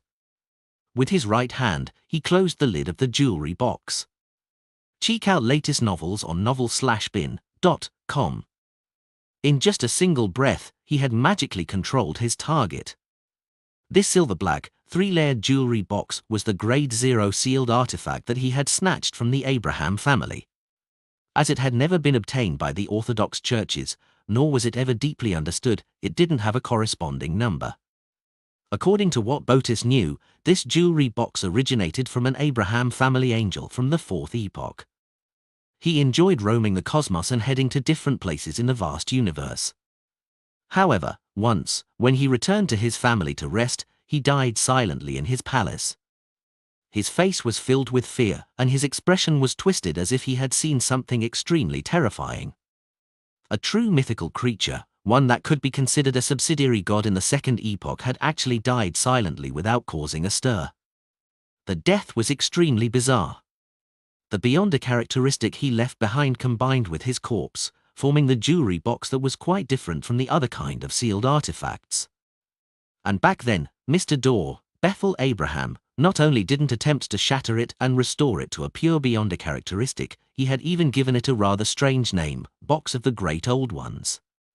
The first level of the Box of the Great Old Ones could turn the target's location into toys and switch locations with its interior. Botis had used this trait to easily achieve his goal. The second level of the Box of the Great Old Ones recorded different locations. Once it was released, the holder and the living beings within its effective range would head directly to the corresponding region. They would then wander around the cosmos like the angel from the Abraham family back then, exploring the universe. As for what was on the third level of the Box of the Great Old Ones, Botis knew about it but didn't dare to think about it. It was just like how he usually didn't dare come into contact with this Grade 0 sealed artifact. Smack! After closing the lid of the Box of the Great Old Ones, he grabbed the mirror that was embedded in the transparent vortex that was suspended in midair with his right hand. Once a certain area was concealed, a secret sorcerer had to use the corresponding door or directly remove the concealment to exit. Botis had chosen the latter method because it was the easiest and fastest method. The shadows stirred, and the area that disappeared returned to the real world. The room was finally complete. Botis didn't stay any longer. Without even looking at his surroundings, he made his body rapidly fade away. He held the many-gemmed, silver-black Box of the Great Old Ones as the colors saturated and overlapped with each other. He traversed the spirit world, which was filled with strange creatures, towards his designated location. In a few seconds, he walked out of the void, attempting to enter the ruins of the Battle of the Gods by crossing the huge chasm that split the seas. At this moment, the Botis stopped in midair. His eyes narrowed and his eyes instantly turned dark, dotted with countless points of resplendence. It was like the cosmos had been reflected in his eyes. The gravel formed by the stars spun rapidly, causing the cracks at the bottom of the sea to rapidly turn incorporeal, causing everything in front of him to shrink and condense into a wavering orange flame. This flame extended from the tip of a matchstick as it was extinguished. Everything that Botis had experienced after removing the concealed space was an illusion. He remained rooted to the ground. And the source of this illusion was the burning matchstick. The matchstick was held by a fair-skinned palm, and the owner of the hand was a woman wearing a purple-patterned black robe and a hood. She was sitting on a carriage that was halfway through the wall, formed from a gigantic pumpkin. Pulling the carriage were a bunch of grey rats. This was none other than Catlia, but her appearance, image, and bearing had changed. This was the power she gained from the magic of Cinderella. The core Beyonder power of the Mystery Prior Pathway sequence for Mysticologist was called Mystical Reenactment, fully expressing the saying knowledge is power. To put it simply, a mysticologist could draw power from different mysticism knowledge they grasped, and create all sorts of magic or witchcraft. As for the corresponding mysticism knowledge, the less that was known by others and the less it spread, the more powerful the spells became. The contrary could also be established. Once some knowledge and legends were known to many and no longer mysterious, the magic or witchcraft created by drawing on its powers would become almost ineffective. Catlia had no idea why the Queen could create all kinds of magical powers that were rich in magical colors from the private fairy tales that Emperor Razel had told her, but that didn't hinder her learning and usage of them. After all, she had heard of those fairy tales from Queen Mystic. The magic she had used it to temporarily transform and disguise herself was called Cinderella. The magic that threw Saint of Secrets Botis into an illusion was the little match girl. With that, she had used it to stop the other party from teleporting away, creating an opportunity for the battle that would follow. Just as Botis had extricated himself from the hallucination, the Cinderella who was sitting in the pumpkin carriage placed her foot on the ground and spread out her arms, causing a huge cross to appear behind her. As for Catleya, she seemed to be carrying an illusory object. In the empty room, candlelights lit up, one after another, illuminating a long table covered with flesh and blood. Around the long table were three extremely blurry figures holding the globs of flesh as they constantly devoured the food. As if sensing something, the three figures turned their heads at the same time and looked at Botis. This saint of secrets' heart raced as he felt a chill rush out from deep within his soul. He then heard illusory gnawing, chewing, and digesting sounds. He could feel the undisguised malice and hunger. Botis's eyelid twitched. He hurriedly lowered his head and cast his gaze at the box of the Great Old Ones in his hand. The silver-black box had opened itself without him realizing it at some point in time. The magic that Catleya used was called the Feast of Betrayal. It stemmed from the mysticism knowledge she learned of the ancient sun god's death from the Tarot Club. Its purpose was to temporarily awaken or imbue the target with intelligence, allowing them to commit a betrayal. Without a doubt, the effects of encountering a sealed artifact that was filled with malice towards the owner would be excellent. However, if not for the fact that she had obtained the protection of Mr. Fool at every gathering they monitored, Catleya wouldn't have dared to use this magic. Once the three main leads of the betrayal feast sensed it, she would definitely die for obscure reasons. She wouldn't be able to resist her death and would die an abnormally horrifying death. Therefore, mysticologists were definitely individuals with high risk. Their strength came from walking the edge of the abyss, coming from things they shouldn't have seen or heard. In comparison, Queen Mystic, who could create magic from her father's private fairy tales, was much safer than other mysticologists at the same tier.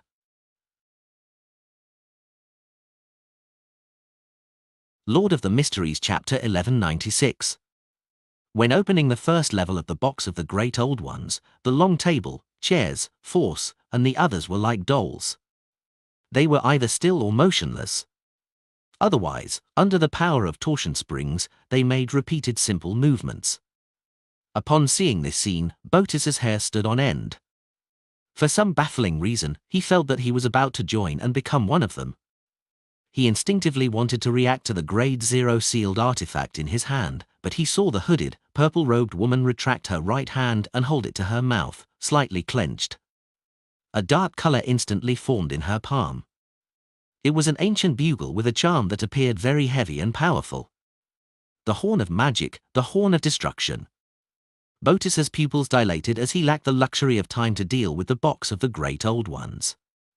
He grabbed forward with his right hand, as though he had raised an invisible screen that shielded the void. The area he was in was distorted once again. He disappeared and was concealed. Woo! The horn in Catleya's hand let out a soft hum. It echoed in the room, but didn't extend out of its confines. With the sound waves overlapping, the shadows shattered and the ground cracked. The space that had been concealed by the Saint of Secrets was like a thick piece of glass that had been struck by a sledgehammer. Countless cracks appeared and intertwined with each other. Elsewhere, a towering knight in full black armor appeared out of the shadows. He held a long broadsword, and two dark red beams of light glimmered in his eye sockets sent tenebrous schisma. Woo! Once again, Catleya blew the horn. Everything in the room seemed to freeze into a translucent amber. Silently, the amber broke apart, and even the black-armored knight fell to the ground like a mirror, shattering into small shards. The distorted region returned to the real world. However, Botis also managed to grab the gaps between the two horn blows as he created numerous illusory doors to appear around them. Some of them were double doors that opened outwards, some were deep and recessed, some were covered in mysterious patterns, and some were hollow in the middle, allowing one to vaguely see the boundless darkness behind them. The illusory doors were in bountiful numbers, densely packed, and overlapped together, almost enveloping the Saint of Secrets. Without any time to think further, Botis immediately opened a greyish-blue door with 7 brass locks, and he threw the box of the Great Old Ones that was just about to have its second layer open inside. This was a secret sorcerer's exile.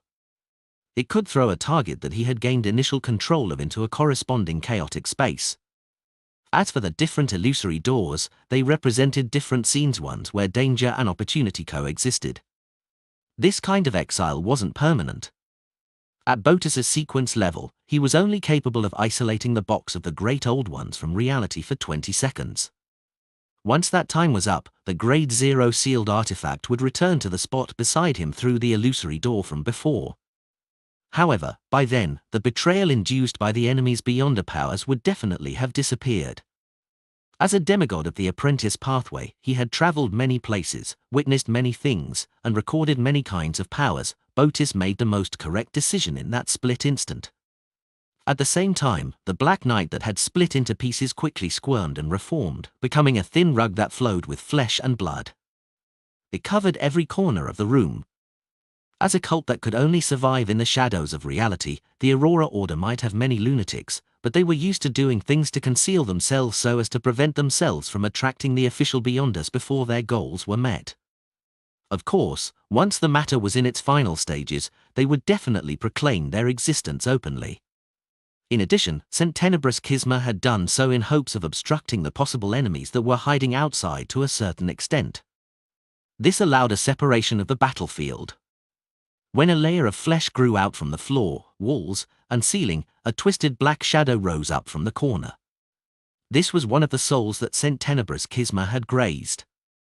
It was a powerful vampire from the Forsaken Land of the Gods, a sequence for Shaman King of the Moon pathway. If the shepherd's grazed target was a demigod, he could release it directly due to the existence of its corporeal spirit body. However, there only one could be released at any one point in time unless the corresponding shepherd had already become a Sequence 3 Trinity Templar.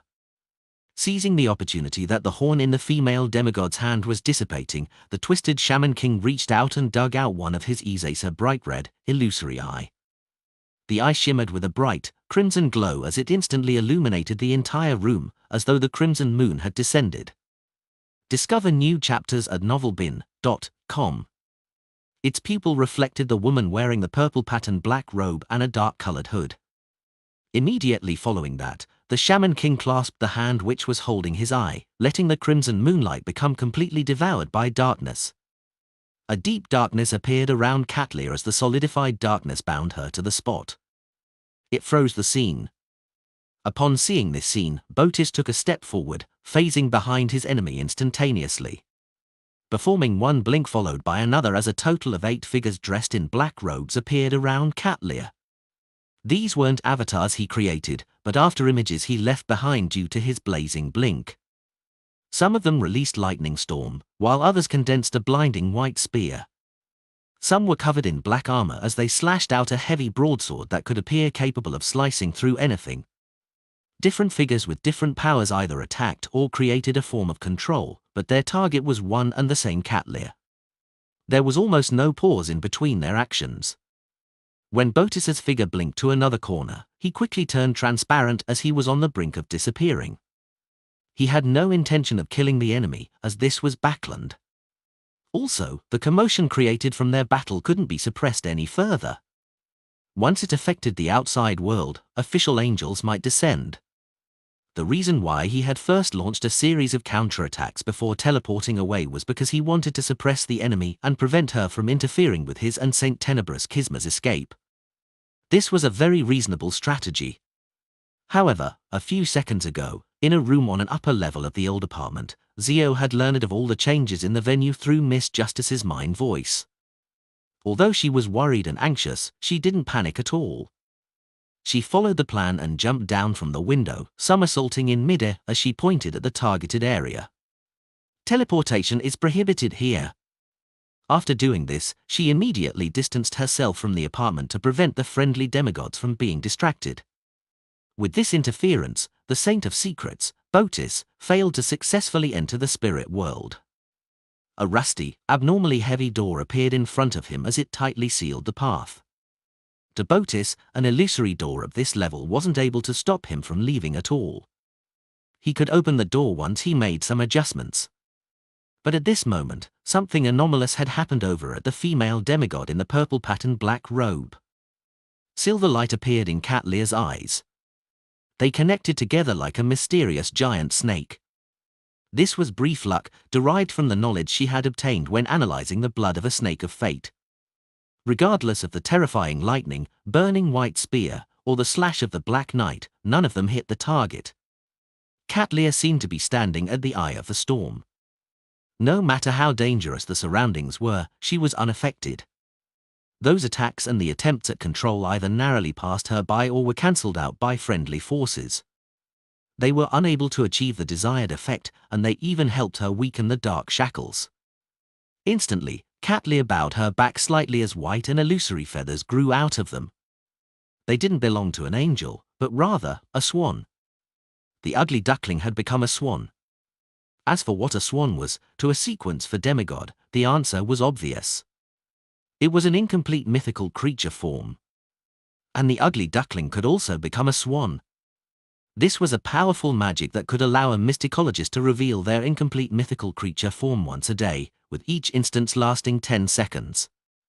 The surface of Cat Lear's body immediately cracked open as flesh and blood gathered inside, forming eyeballs with clear blacks and whites. The countless eyeballs coldly scanned their surroundings as though they were manifestations of multifarious knowledge. As such, the figure that bore their weight turned into a black blob that was even more abstract in a higher spatial dimension. Upon seeing the densely packed eyeballs, Saint of Secrets Botus and Saint Tenebrous Kisma felt dizzy. A knowledge storm took form in their minds. The layer of flesh and blood that enveloped the entire room began to tremble slightly. Some dripped down, while others squirmed intermittently. At this moment, an unimaginable aura pierced through the barrier formed from flesh and blood, pouring into the first floor of the dilapidated apartment and enveloping every corner of the apartment. At the same time, Saint of Secrets Botus and Saint Tenebrous Kisma were shocked.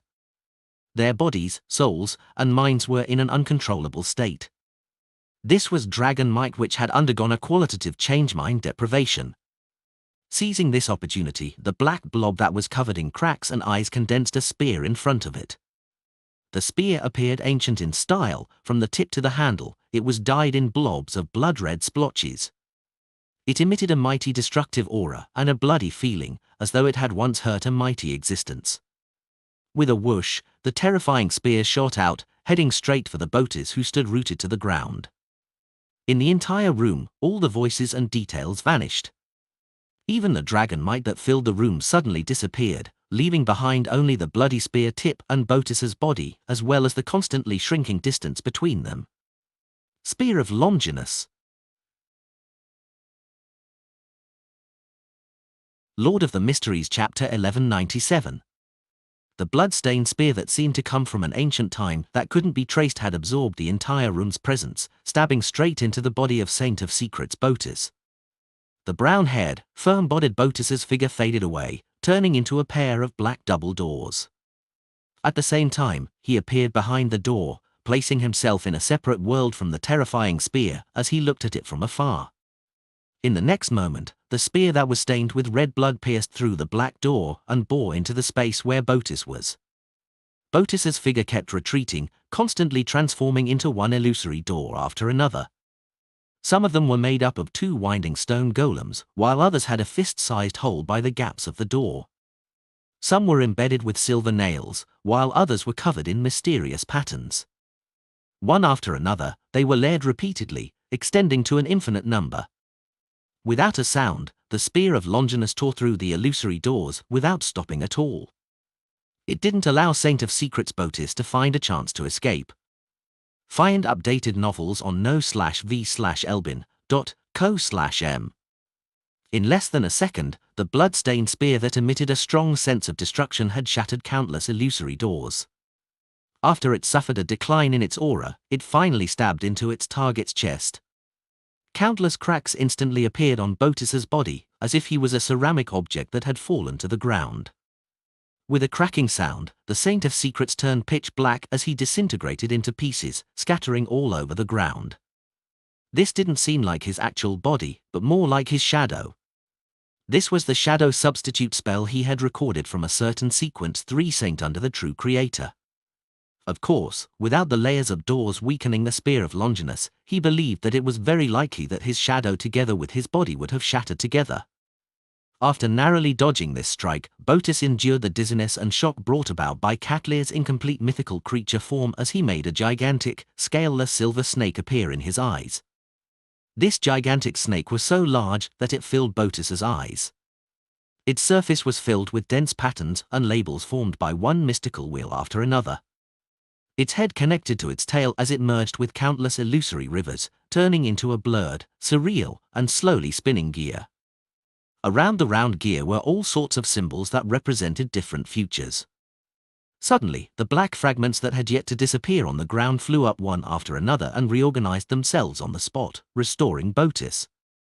The ground that was stained with dark red blood quickly retreated from the numerous illusory doors until it returned to the distorted black blob.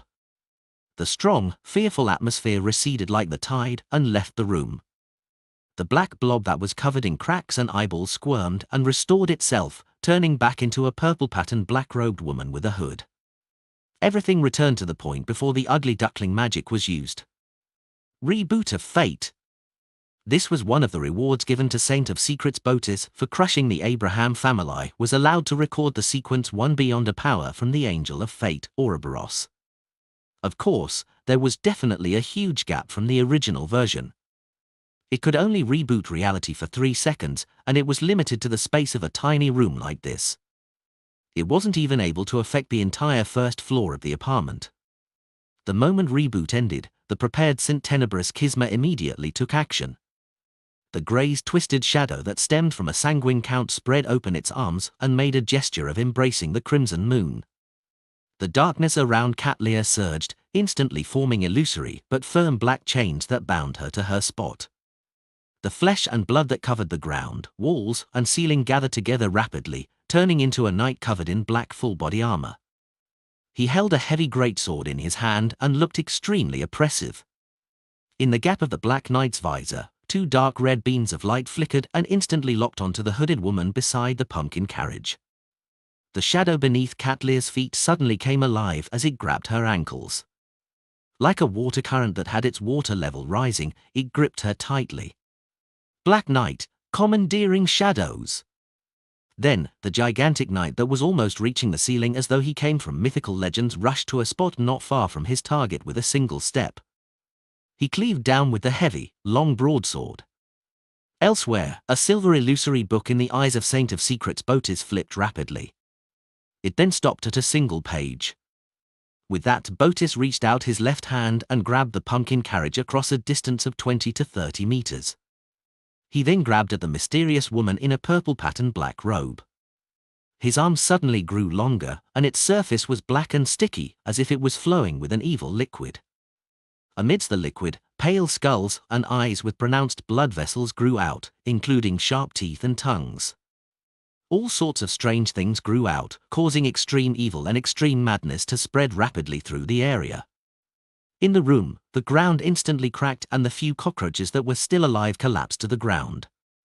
This was an attack from a particular state of abomination soir. Back outside Bayam City, Saint of Secrets Botis had been attracted by Tinder. It appeared as though he only watched from the sidelines for a while before picking up the item and leaving immediately. But in fact, he had been desperately trying to record the powers or states of the high-level existences. After failing numerous times, due to the frequent blessings of fate, he eventually obtained what he wanted. Of course, during that battle, he only managed to record one. Under this evil and pitch-black arm, Cat Lear's consciousness was tainted with madness. For a moment, she was unable to respond effectively. Together with the shackles of darkness restraining her shadow, she could only stand rooted to the ground as she watched St. Tenebrous Kisma's greatsword slash at her while Saint of Secrets Botis reached out his left hand to grab at her. At this moment, the flesh and blood walls in the room that separated the interior from the exterior was gone. An invisible and abrupt wind stirred up. The moment the wind appeared, it grew violent and swept towards the Saint of Secrets' and St. Tenebrous hearts. Manipulator. Mindstorm. Not only was he not surprised or flustered by the chaotic thoughts, Botis even had the corners of his lips pull up as he smiled. As the switch for the reboot, he naturally remembered that the demigod riding the pumpkin carriage had a helper of the same level hiding outside the apartment somewhere. The reason why he placed his focus on the enemy on the surface was to lure out the hidden demigod. In between the two powers of Reboot of Fate and the Abomination state, Botis had secretly hypnotized himself, allowing himself to naturally divide the burden of mind deprivation and the knowledge torrent across most of his worms of star. He then left a small number to control his body so as to lock onto the hidden enemy. Previously, the dragon's might shock, and the fact that he was unable to discover his target, had convinced Botis that it was a demigod of the spectator pathway. While his mind was in a daze, the thing he branched out rapidly churned and helped Botis locate the source of the attack. But at this moment, most of the thoughts that resonated among the worms of star wasn't him being overloaded with meaningless information as he had imagined. In his mind, there seemed to be a voice saying thousands of words in a second. At the bottom of an abandoned castle in the Lair Forest, there is a pair of bronze double doors. It seals with the corruptive forces underground. The higher the sequencer beyonder is when approaching, the easier it is to be affected. The cosmos is extremely dangerous. There are unknown existences watching. Dark Angel is suspected to be the negative personality dissociated from the ancient sun god. What? Botis was taken aback. He felt that these thoughts were dangerous, but he couldn't help but wish to understand more. Just this moment of stupor made the enemy he had already found disappear once again, escaping his range of attention. As for the abomination pawn that was hurtling towards the pumpkin carriage and the female demigod, it also slowed down. Similarly, St. Tenebrous Kismo was also affected by the mind storm as his action stiffened for a second. By the time they recovered, Catlear had already opened her mouth and spat out a pea. The pea instantly grew, turning into thick green vines that dragged Catlear out the door, allowing her to escape the shackles of darkness and regain some freedom of movement. By the time St. Tenebrous' heavy greatsword and Saint of Secrets' pitch-black arms landed on her, they only shattered a shadow and did not injure this mysticologist. They had shattered Catlear's Emperor's new clothes magic, something that didn't exist at all, so she naturally wouldn't be injured. In the next second, the hooded lady in the purple-patterned black robe suddenly turned transparent and turned into a pile of foam. The bubbles quickly scattered and burst one after another. Nothing was left behind. As for the green vines, they grew into mid-air and burst into flames, illuminating the surrounding streets. Everything returned to normal. It was as if the short and intense demigod-level battle had never happened. Saint of Secrets Botis and Saint Tenebrous Kismo exchanged glances. They weren't surprised by such a development. Clearly, after the sneak attack failed, the two demigod enemies were at a disadvantage and could no longer achieve their goals. Furthermore, this was Backland. The longer they delayed, the more dangerous it would be. Hence, they took the opportunity to escape. In addition, in order to interfere with the tracking, they had deliberately created a huge commotion to attract the authorities of Backland. As for the copy of Leymano's Travels and a sequent 7 or 6 apprentice beyonder, they were baits that could be abandoned. After a slight nod, Saint of Secrets Botis took out a crystal ball from his black robe's concealed pocket. It bloomed with light before it quickly shattered and merged into the void. He was trying to prevent tracking via mysticism means. Indeed, he didn't dare to stay any longer. He planned on teleporting away and returning to the Aurora Order headquarters. Then, he would interrogate the bait and figure out the truth before deciding what to do next.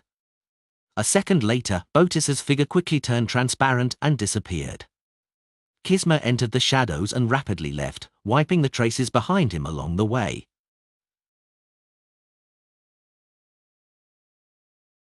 Lord of the Mysteries Chapter 1198. The Saint of Secrets, Botis, began to traverse the spirit world the moment he entered, heading straight for the easternmost front of the Sonia see the ruins of the Battle of the Gods.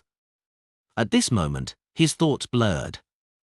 His body turned and left the spirit world through another place. By the time Botis received a warning from his spirituality and had regained control of his own thoughts while feeling tense, what he saw was a bare forest with nearly all its leaves scattered. There was no one around, and the crimson moon hung high in the sky. As a former traveler and astrologer, he immediately identified his location and found that he was still in Backland. However, he had moved from the city to a remote area in the suburbs. At the same time, he also understood what had happened. It was unknown when his mind world had been infiltrated with someone else's consciousness. At the critical moment, it affected his thoughts and changed his destination. That spectator pathway's demigod. I didn't realize it. Botis's pupils dilated as a silvery white illusory book appeared. The book flipped to one of the pages. Botis immediately raised his hand to grab at his glabella. He grabbed a ball of darkness from the island of consciousness and threw it into his shadow. His shadow was separated from him as it twisted to a stand, revealing a female silhouette. Black Night, Shadow of Deprivation. This was an ability that Botis had recorded from St. Tenebris Kisma. It could separate one's depraved thoughts into a shadow and form an uncontrollable independent creature. Botis used it to erase the consciousness that didn't belong to him and escape the influence of the manipulator. At the same time, this was also Botis's counterattack. As long as the hidden spectator pathway demigod couldn't quickly resolve this shadow, the thought she had fractured would gradually become independent, turning her half-mad and even causing her to lose control. Once he was done with the latent mental problems, Botis didn't hesitate to escape the enemy's predetermined battlefield and teleport elsewhere. However, at this moment, his mind suddenly turned frantic. He felt that the entire environment was making things difficult for him, and his anger could no longer be contained. As the silver book flipped in front of his eyes, the entire forest collapsed with a loud bang. The black shadow almost collapsed into a ball. After his bout of mania, Botis's mood dropped to a nadir. He couldn't lift his spirits with regards to anything. He felt that he was useless, a burden to others and even the world. Mental plague. In the previous battle, Botis had already been infected by mental plague, and it had finally acted up.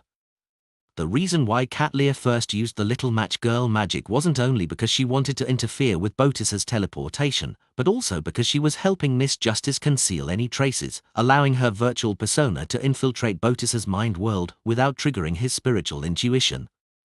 A seed of mental plague was planted secretly without triggering it. It was precisely because of this that when the sneak attack failed, Katlia and Audrey dared to initiate the contingency plan. They retreated on their own accord, allowing Saint of Secrets Botis and St. Tenebris Kisma to separate from each other after they were out of danger. Katlia's final igniting of the final green vine appeared to create a huge commotion to attract the attention of the official Beyonders, making the enemy abandon their pursuit, but in fact, it was to force the Saint of Secrets to leave as quickly as possible. This way, he didn't have the time to carefully examine and check his condition at a deeper level. Hence, at the critical moment of his teleportation, he had his thoughts changed by Audrey's virtual persona. He came directly to the outskirts of Backland, an uninhabited kill box which the Tarot Club had chosen. And once he finished off the manipulator's virtual persona, the eruption of mental plague came right on the heels of that. In fact, if he had used Reboot of Fate earlier, he definitely would have been able to return to a state where there were no latent problems. However, he only decided to use this trump card when he was nearly killed by the Spear of Longinus. And by that time, his mind world had already been infiltrated for far more than 3 seconds. He was dispirited and depressed, trying his best to resist his mental illness. It was at this moment that he saw a bunch of surreal yarn balls appear out of the void in front of him. At the back of a yarn ball, the bright-colored yarn extended into an infinite distance.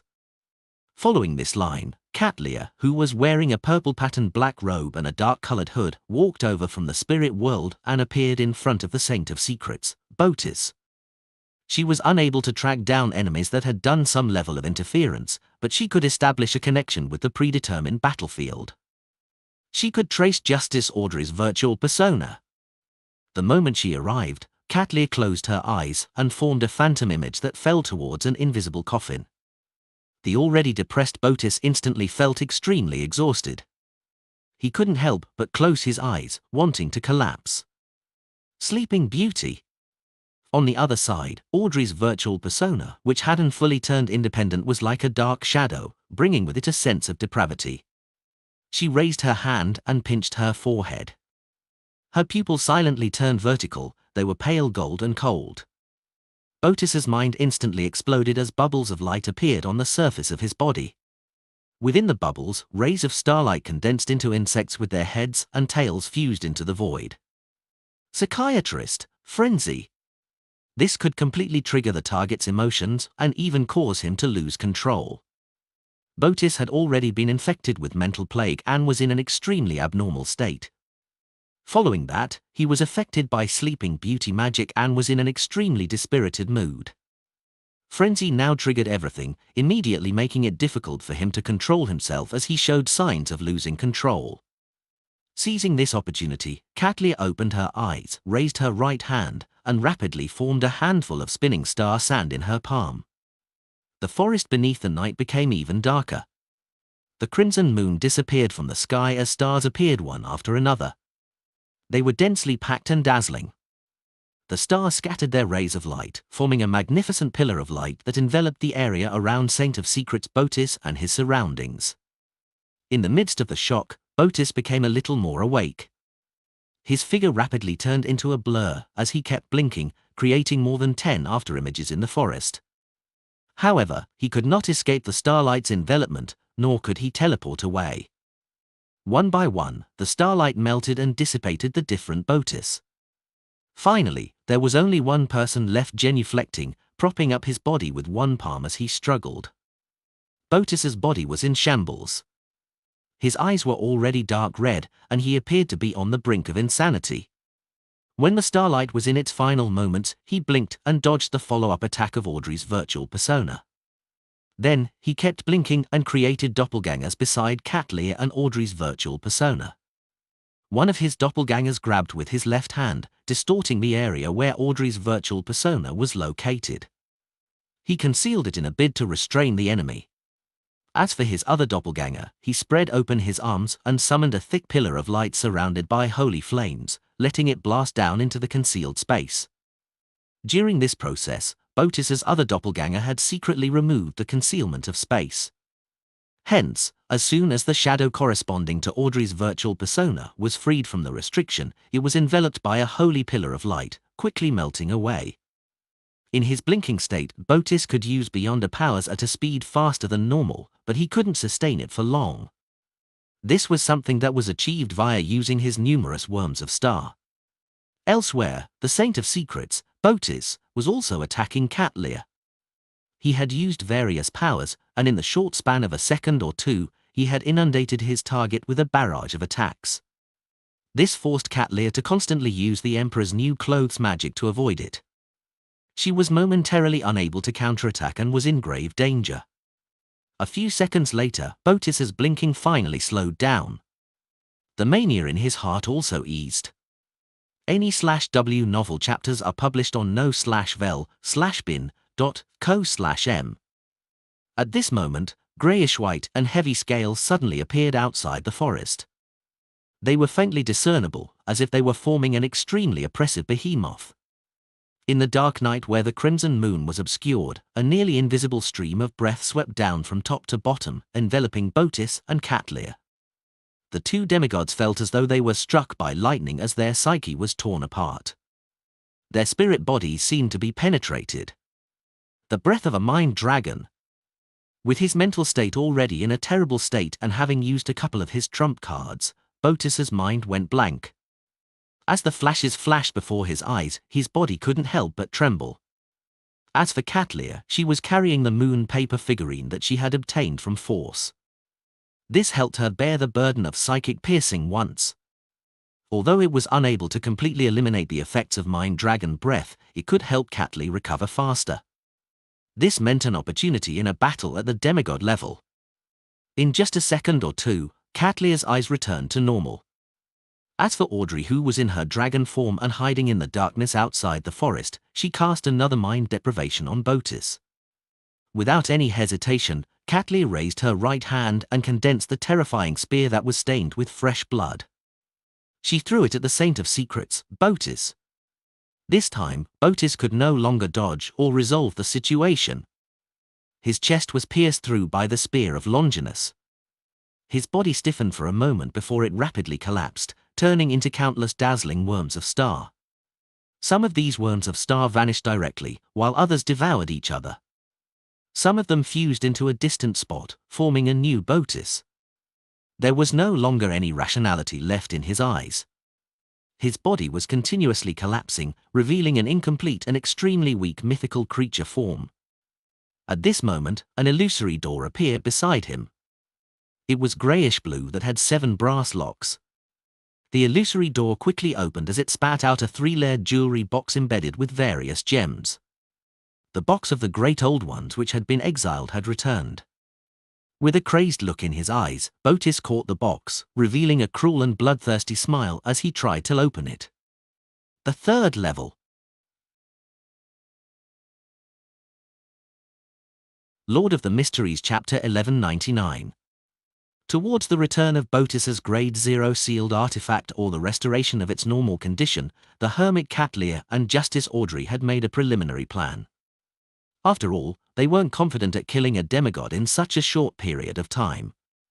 If not for the fact that Botis had fallen into a trap, having suffered the lethal blows of mental plague, sleeping beauty, and frenzy, and putting him into a crazy and incoherent state, he actually had many opportunities to teleport away without being stopped.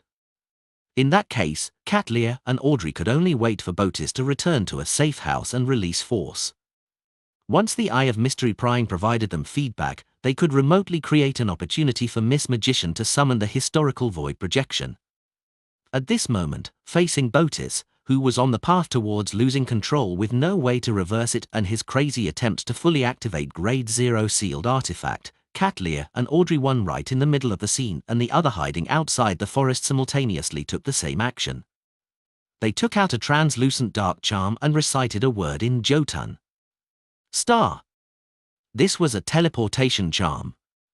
Following the patterns, labels, and symbols of the record on the Leymano's travels, Klein had made a charm himself. Since Sapphira Castle could mobilize the powers of the Marauder pathway, there was no reason not to respond to the pleas of the apprentice domain. As for the materials needed for the charms, be it mysticologist Catlear or Traveler Force, the both of them had a certain level of understanding towards it. There was no need for Mr. Fool to teach them. When the two of them teleported away with the triggering of the charm, having plans to come back after a minute or two to confirm the situation, there was a cruel smile on Botis's face. His eyes were filled with madness as his actions suddenly stiffened. No matter how hard he tried, he couldn't open the 3rd level of the box of the Great Old Ones. Find updated novels on no/v/elbin.co/m. It was extremely heavy, as though it was enveloped and suppressed by layers of forces. There was no way to activate it. This made Botis feel like he was attempting to open a new world, not a box. In an instant, he sensed something, and the madness in his eyes disappeared. Extreme astonishment and fear arose in him. Tick-tock. Tick-tock. Wisps of light slid down from Botis's body. When they touched the ground, they transformed into insects formed from resplendent starlight. The insects' bodies were bent into a semicircle, forming a magical glow that resembled illusory doors. At this moment, his incomplete mythical creature form suddenly collapsed and disintegrated in an irresistible manner. The 2 eyeballs of his eyes landed on the ground and were stained with dust. These 2 eyeballs were frozen with an indescribable look of horror. They were maintained perfectly, completely different from the other parts of his body. A sequence for Secret Sorcerer died just like that. Pa. The box of the Great Old Ones, which had a silver-black surface with many gems embedded in it, dropped beside Botis's eyes, just like a jewelry box commonly seen in aristocratic families. Above the grey fog, in the ancient palace, Klein heaved a sigh of relief as he lowered the sea god scepter in his hand in puzzlement. He was just moments from activating the power of Sapphira Castle and using the level of an angel to conjure lightning storm. He wanted to prevent Botis from opening the 3rd level of the box of the Great Old Ones, but the Saint of Secrets' mutually destructive counterattack had failed to succeed.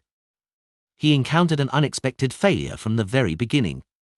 After Zio left the first battlefield, she immediately followed the plan and prayed to Mr. Fool. With this, Klein found an opportunity to enter the world above the grey fog. Through the crimson star corresponding to the Hermit and Justice, he monitored the battle. As she moved to the second battlefield, Audrey found an opportunity to pray, so that Klein could use her crimson star to directly interfere with the real world.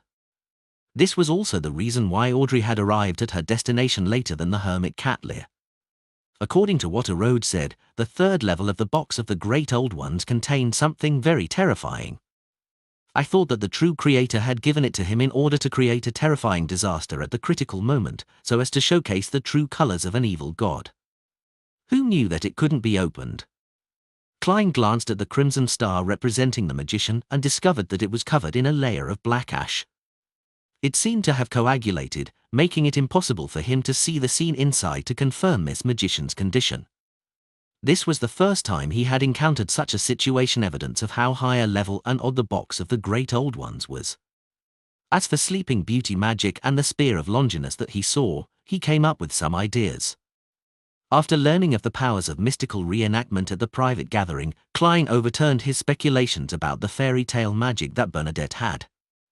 He had originally believed that the Emperor had specially created the stories for his daughter based on the fairy tales on Earth, or that after Bernadette's father passed away, she had deliberately reenacted the fairy tales he had told her about as a way to express her grief. From the looks of it, the answer likely wasn't this. Some of the fairy tales before the First Epoch might have been mysterious. This meant that those fairy tales originated from mysterious incidents that had happened in real life. They were spread among the people and gradually became stories. They were recorded down by writers and further embellished. This corresponds to the prophecy regarding the time when the stars are right. Mystery and has never left and has always been around. It was just that in the Earth era before the First Epoch, they were suppressed by some kind of power or sealed. If that's really the case, some of the legends and stories on Earth can be explained from another angle. It's no wonder there's a Spear of Longinus. I wonder if the Chinese fable of the ethereal utopia, Peach Blossom Spring, is involved in mystery.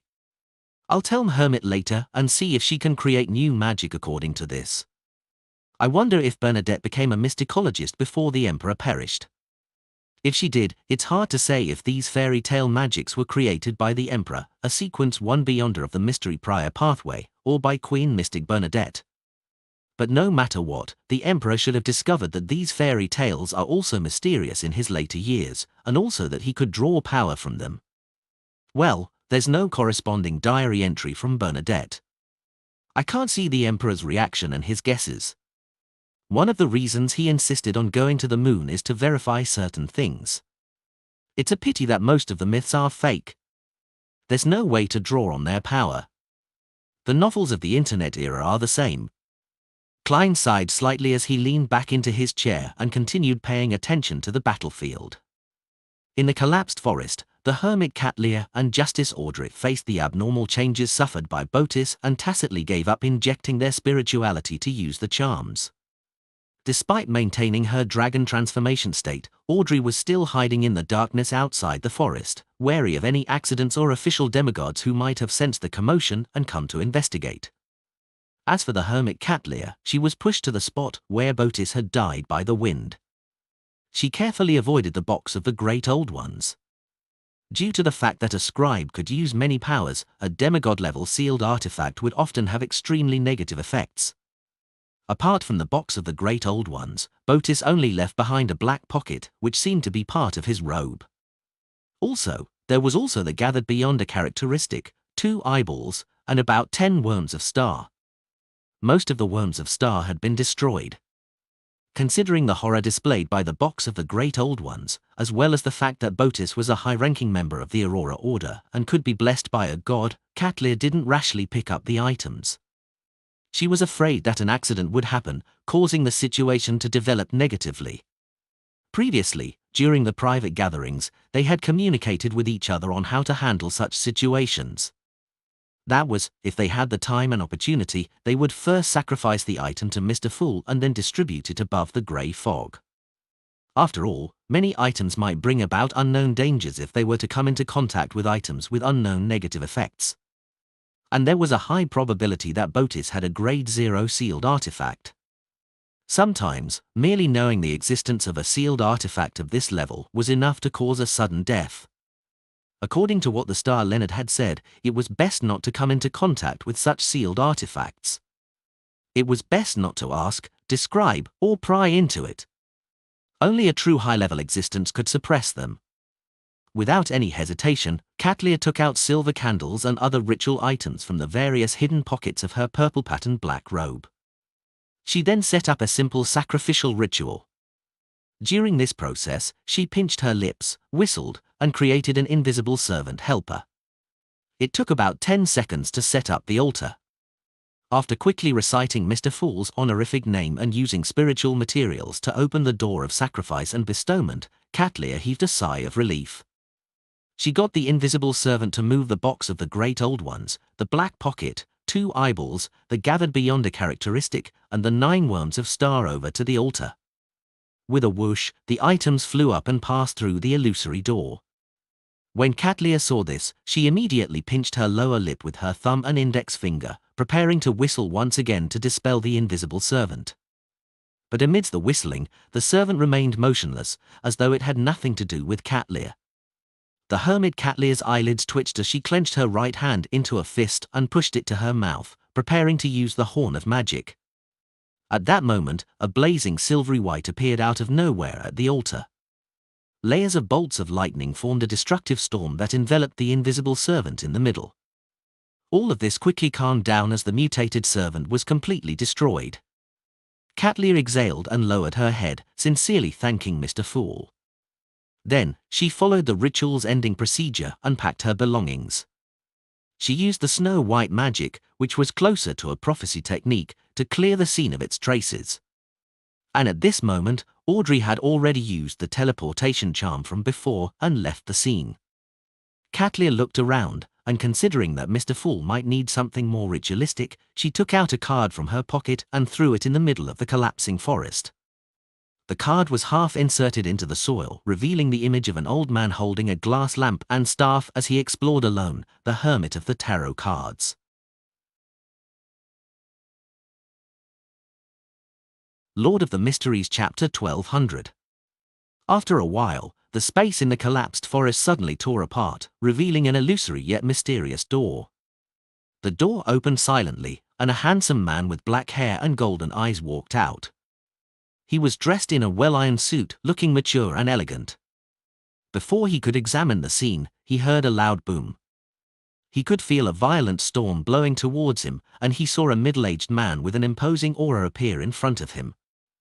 The middle-aged man had rather obvious large earlobes. His hair was dark blue and thick, and there seemed to be countless bolts of lightning hidden in his eyes. He was the cardinal of the Church of the Lord of Storms, Archbishop of the Backlund Diocese, Deep Blue Officiant Randall Valentinus. The clergyman in the black robe that was embroidered with storm symbols looked around and cast his gaze at the golden-eyed man. He asked in a thunderous voice, "Celt, what happened here?" Celt, the golden-eyed man, shook his head. "I just arrived too."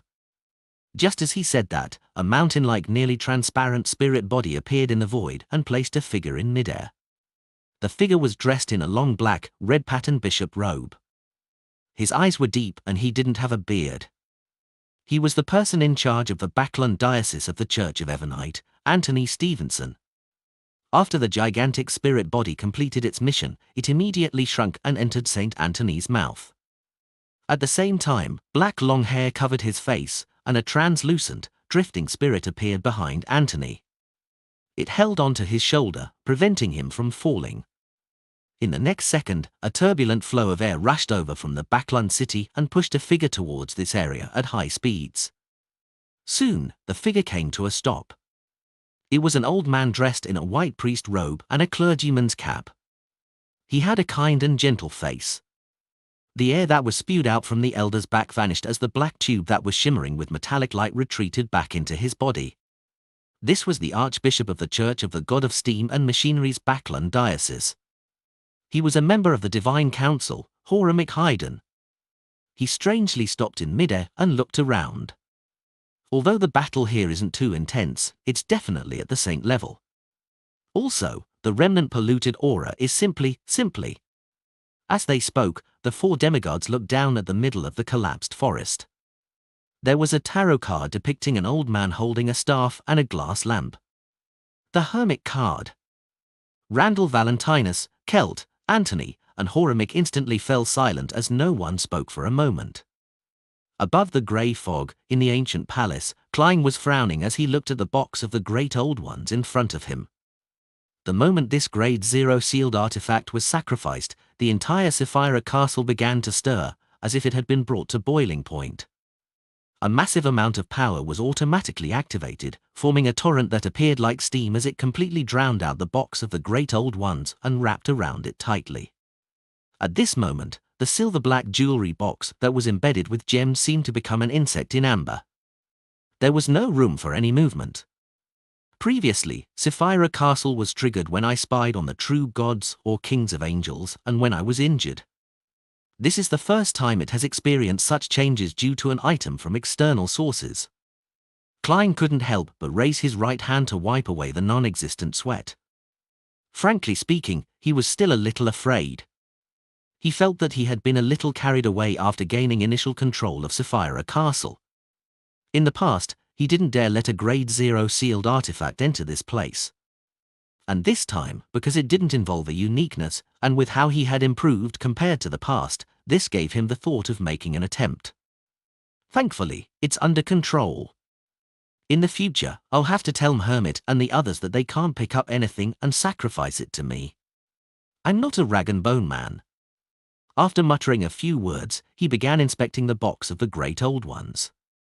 He remembered that Miss Magician was still inside the sealed artifact, so he planned on figuring out the situation of the box of the Great Old Ones as soon as possible so as to prevent the bait from dying due to wasting time.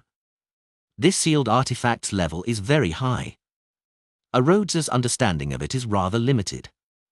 I'll still have to do it myself.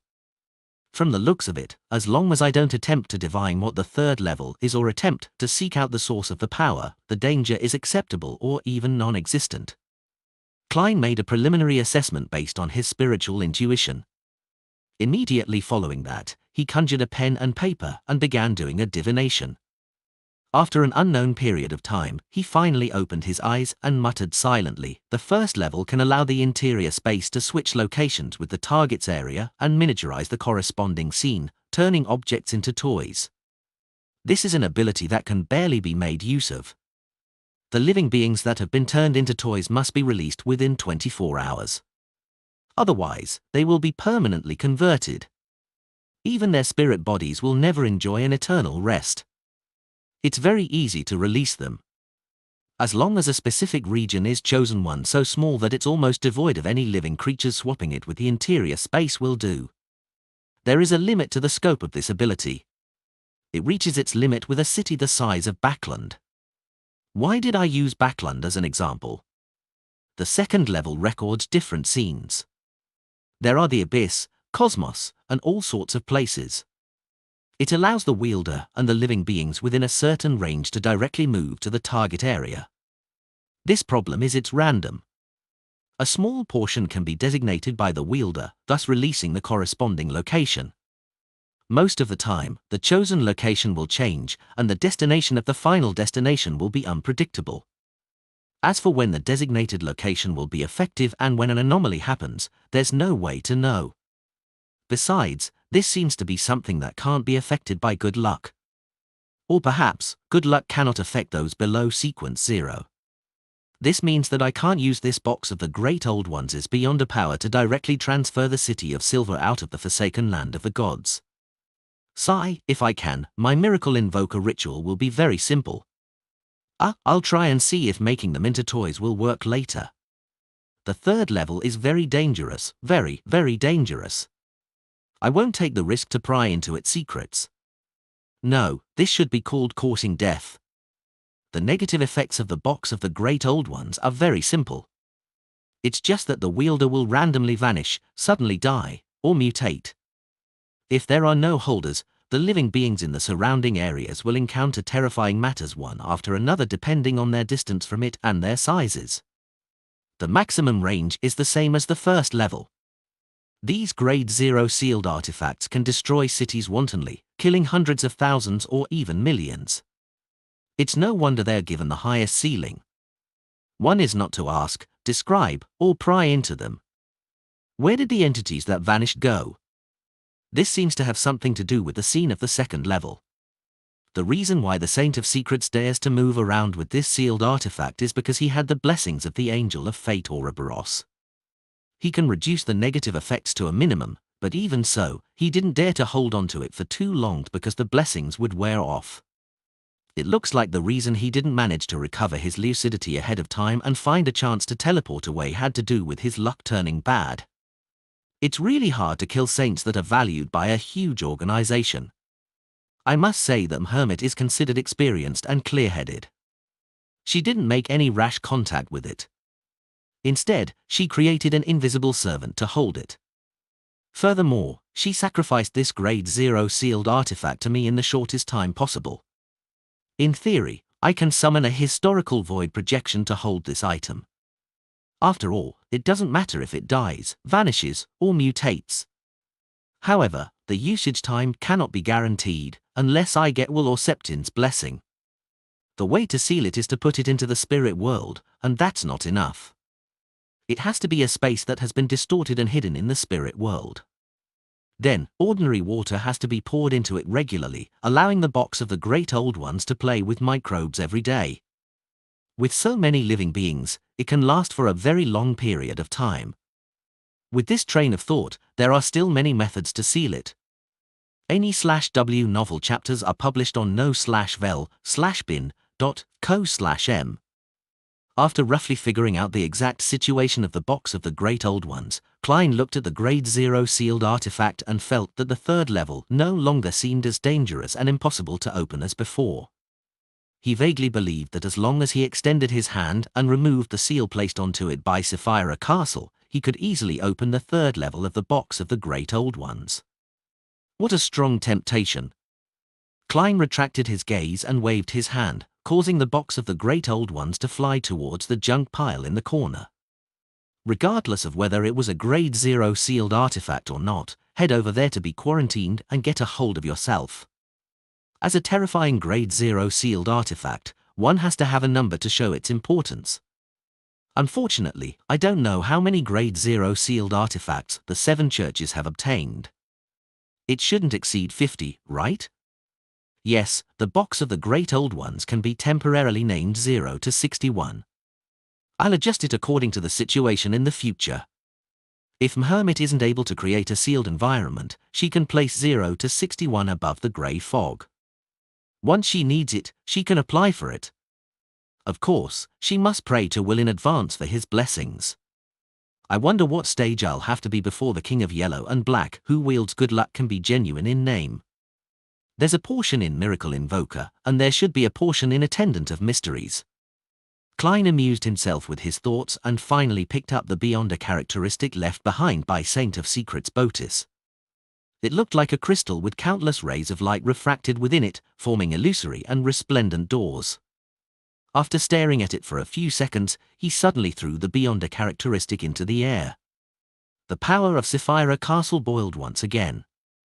Under the control of Klein, it formed a corporeal semi-translucent wave and struck the crystal hard. The crystal instantly shattered, splitting into countless tiny dots of light. A pitch-black gas emerged from within before it rapidly melted away, twisting and dispersing inside Sapphira Castle. Under the law of convergence of Beyonder characteristics, those tiny dots of light slowly gathered together, and in nearly a minute, they reformed into the magnificent and dreamy crystal-like appearance from before, and landed in the palm of Klein's hand. The contamination inside was cleared. Inside Sapphira Castle, Klein was equivalent to a Sequence 2 angel. However, he mostly had the power, but not the corresponding levels Beyonder powers. He needed the right supporting item to help him. After putting down the Secret Sorcerer's Beyonder characteristic, he cast his gaze at Botis's remaining 2 eyeballs.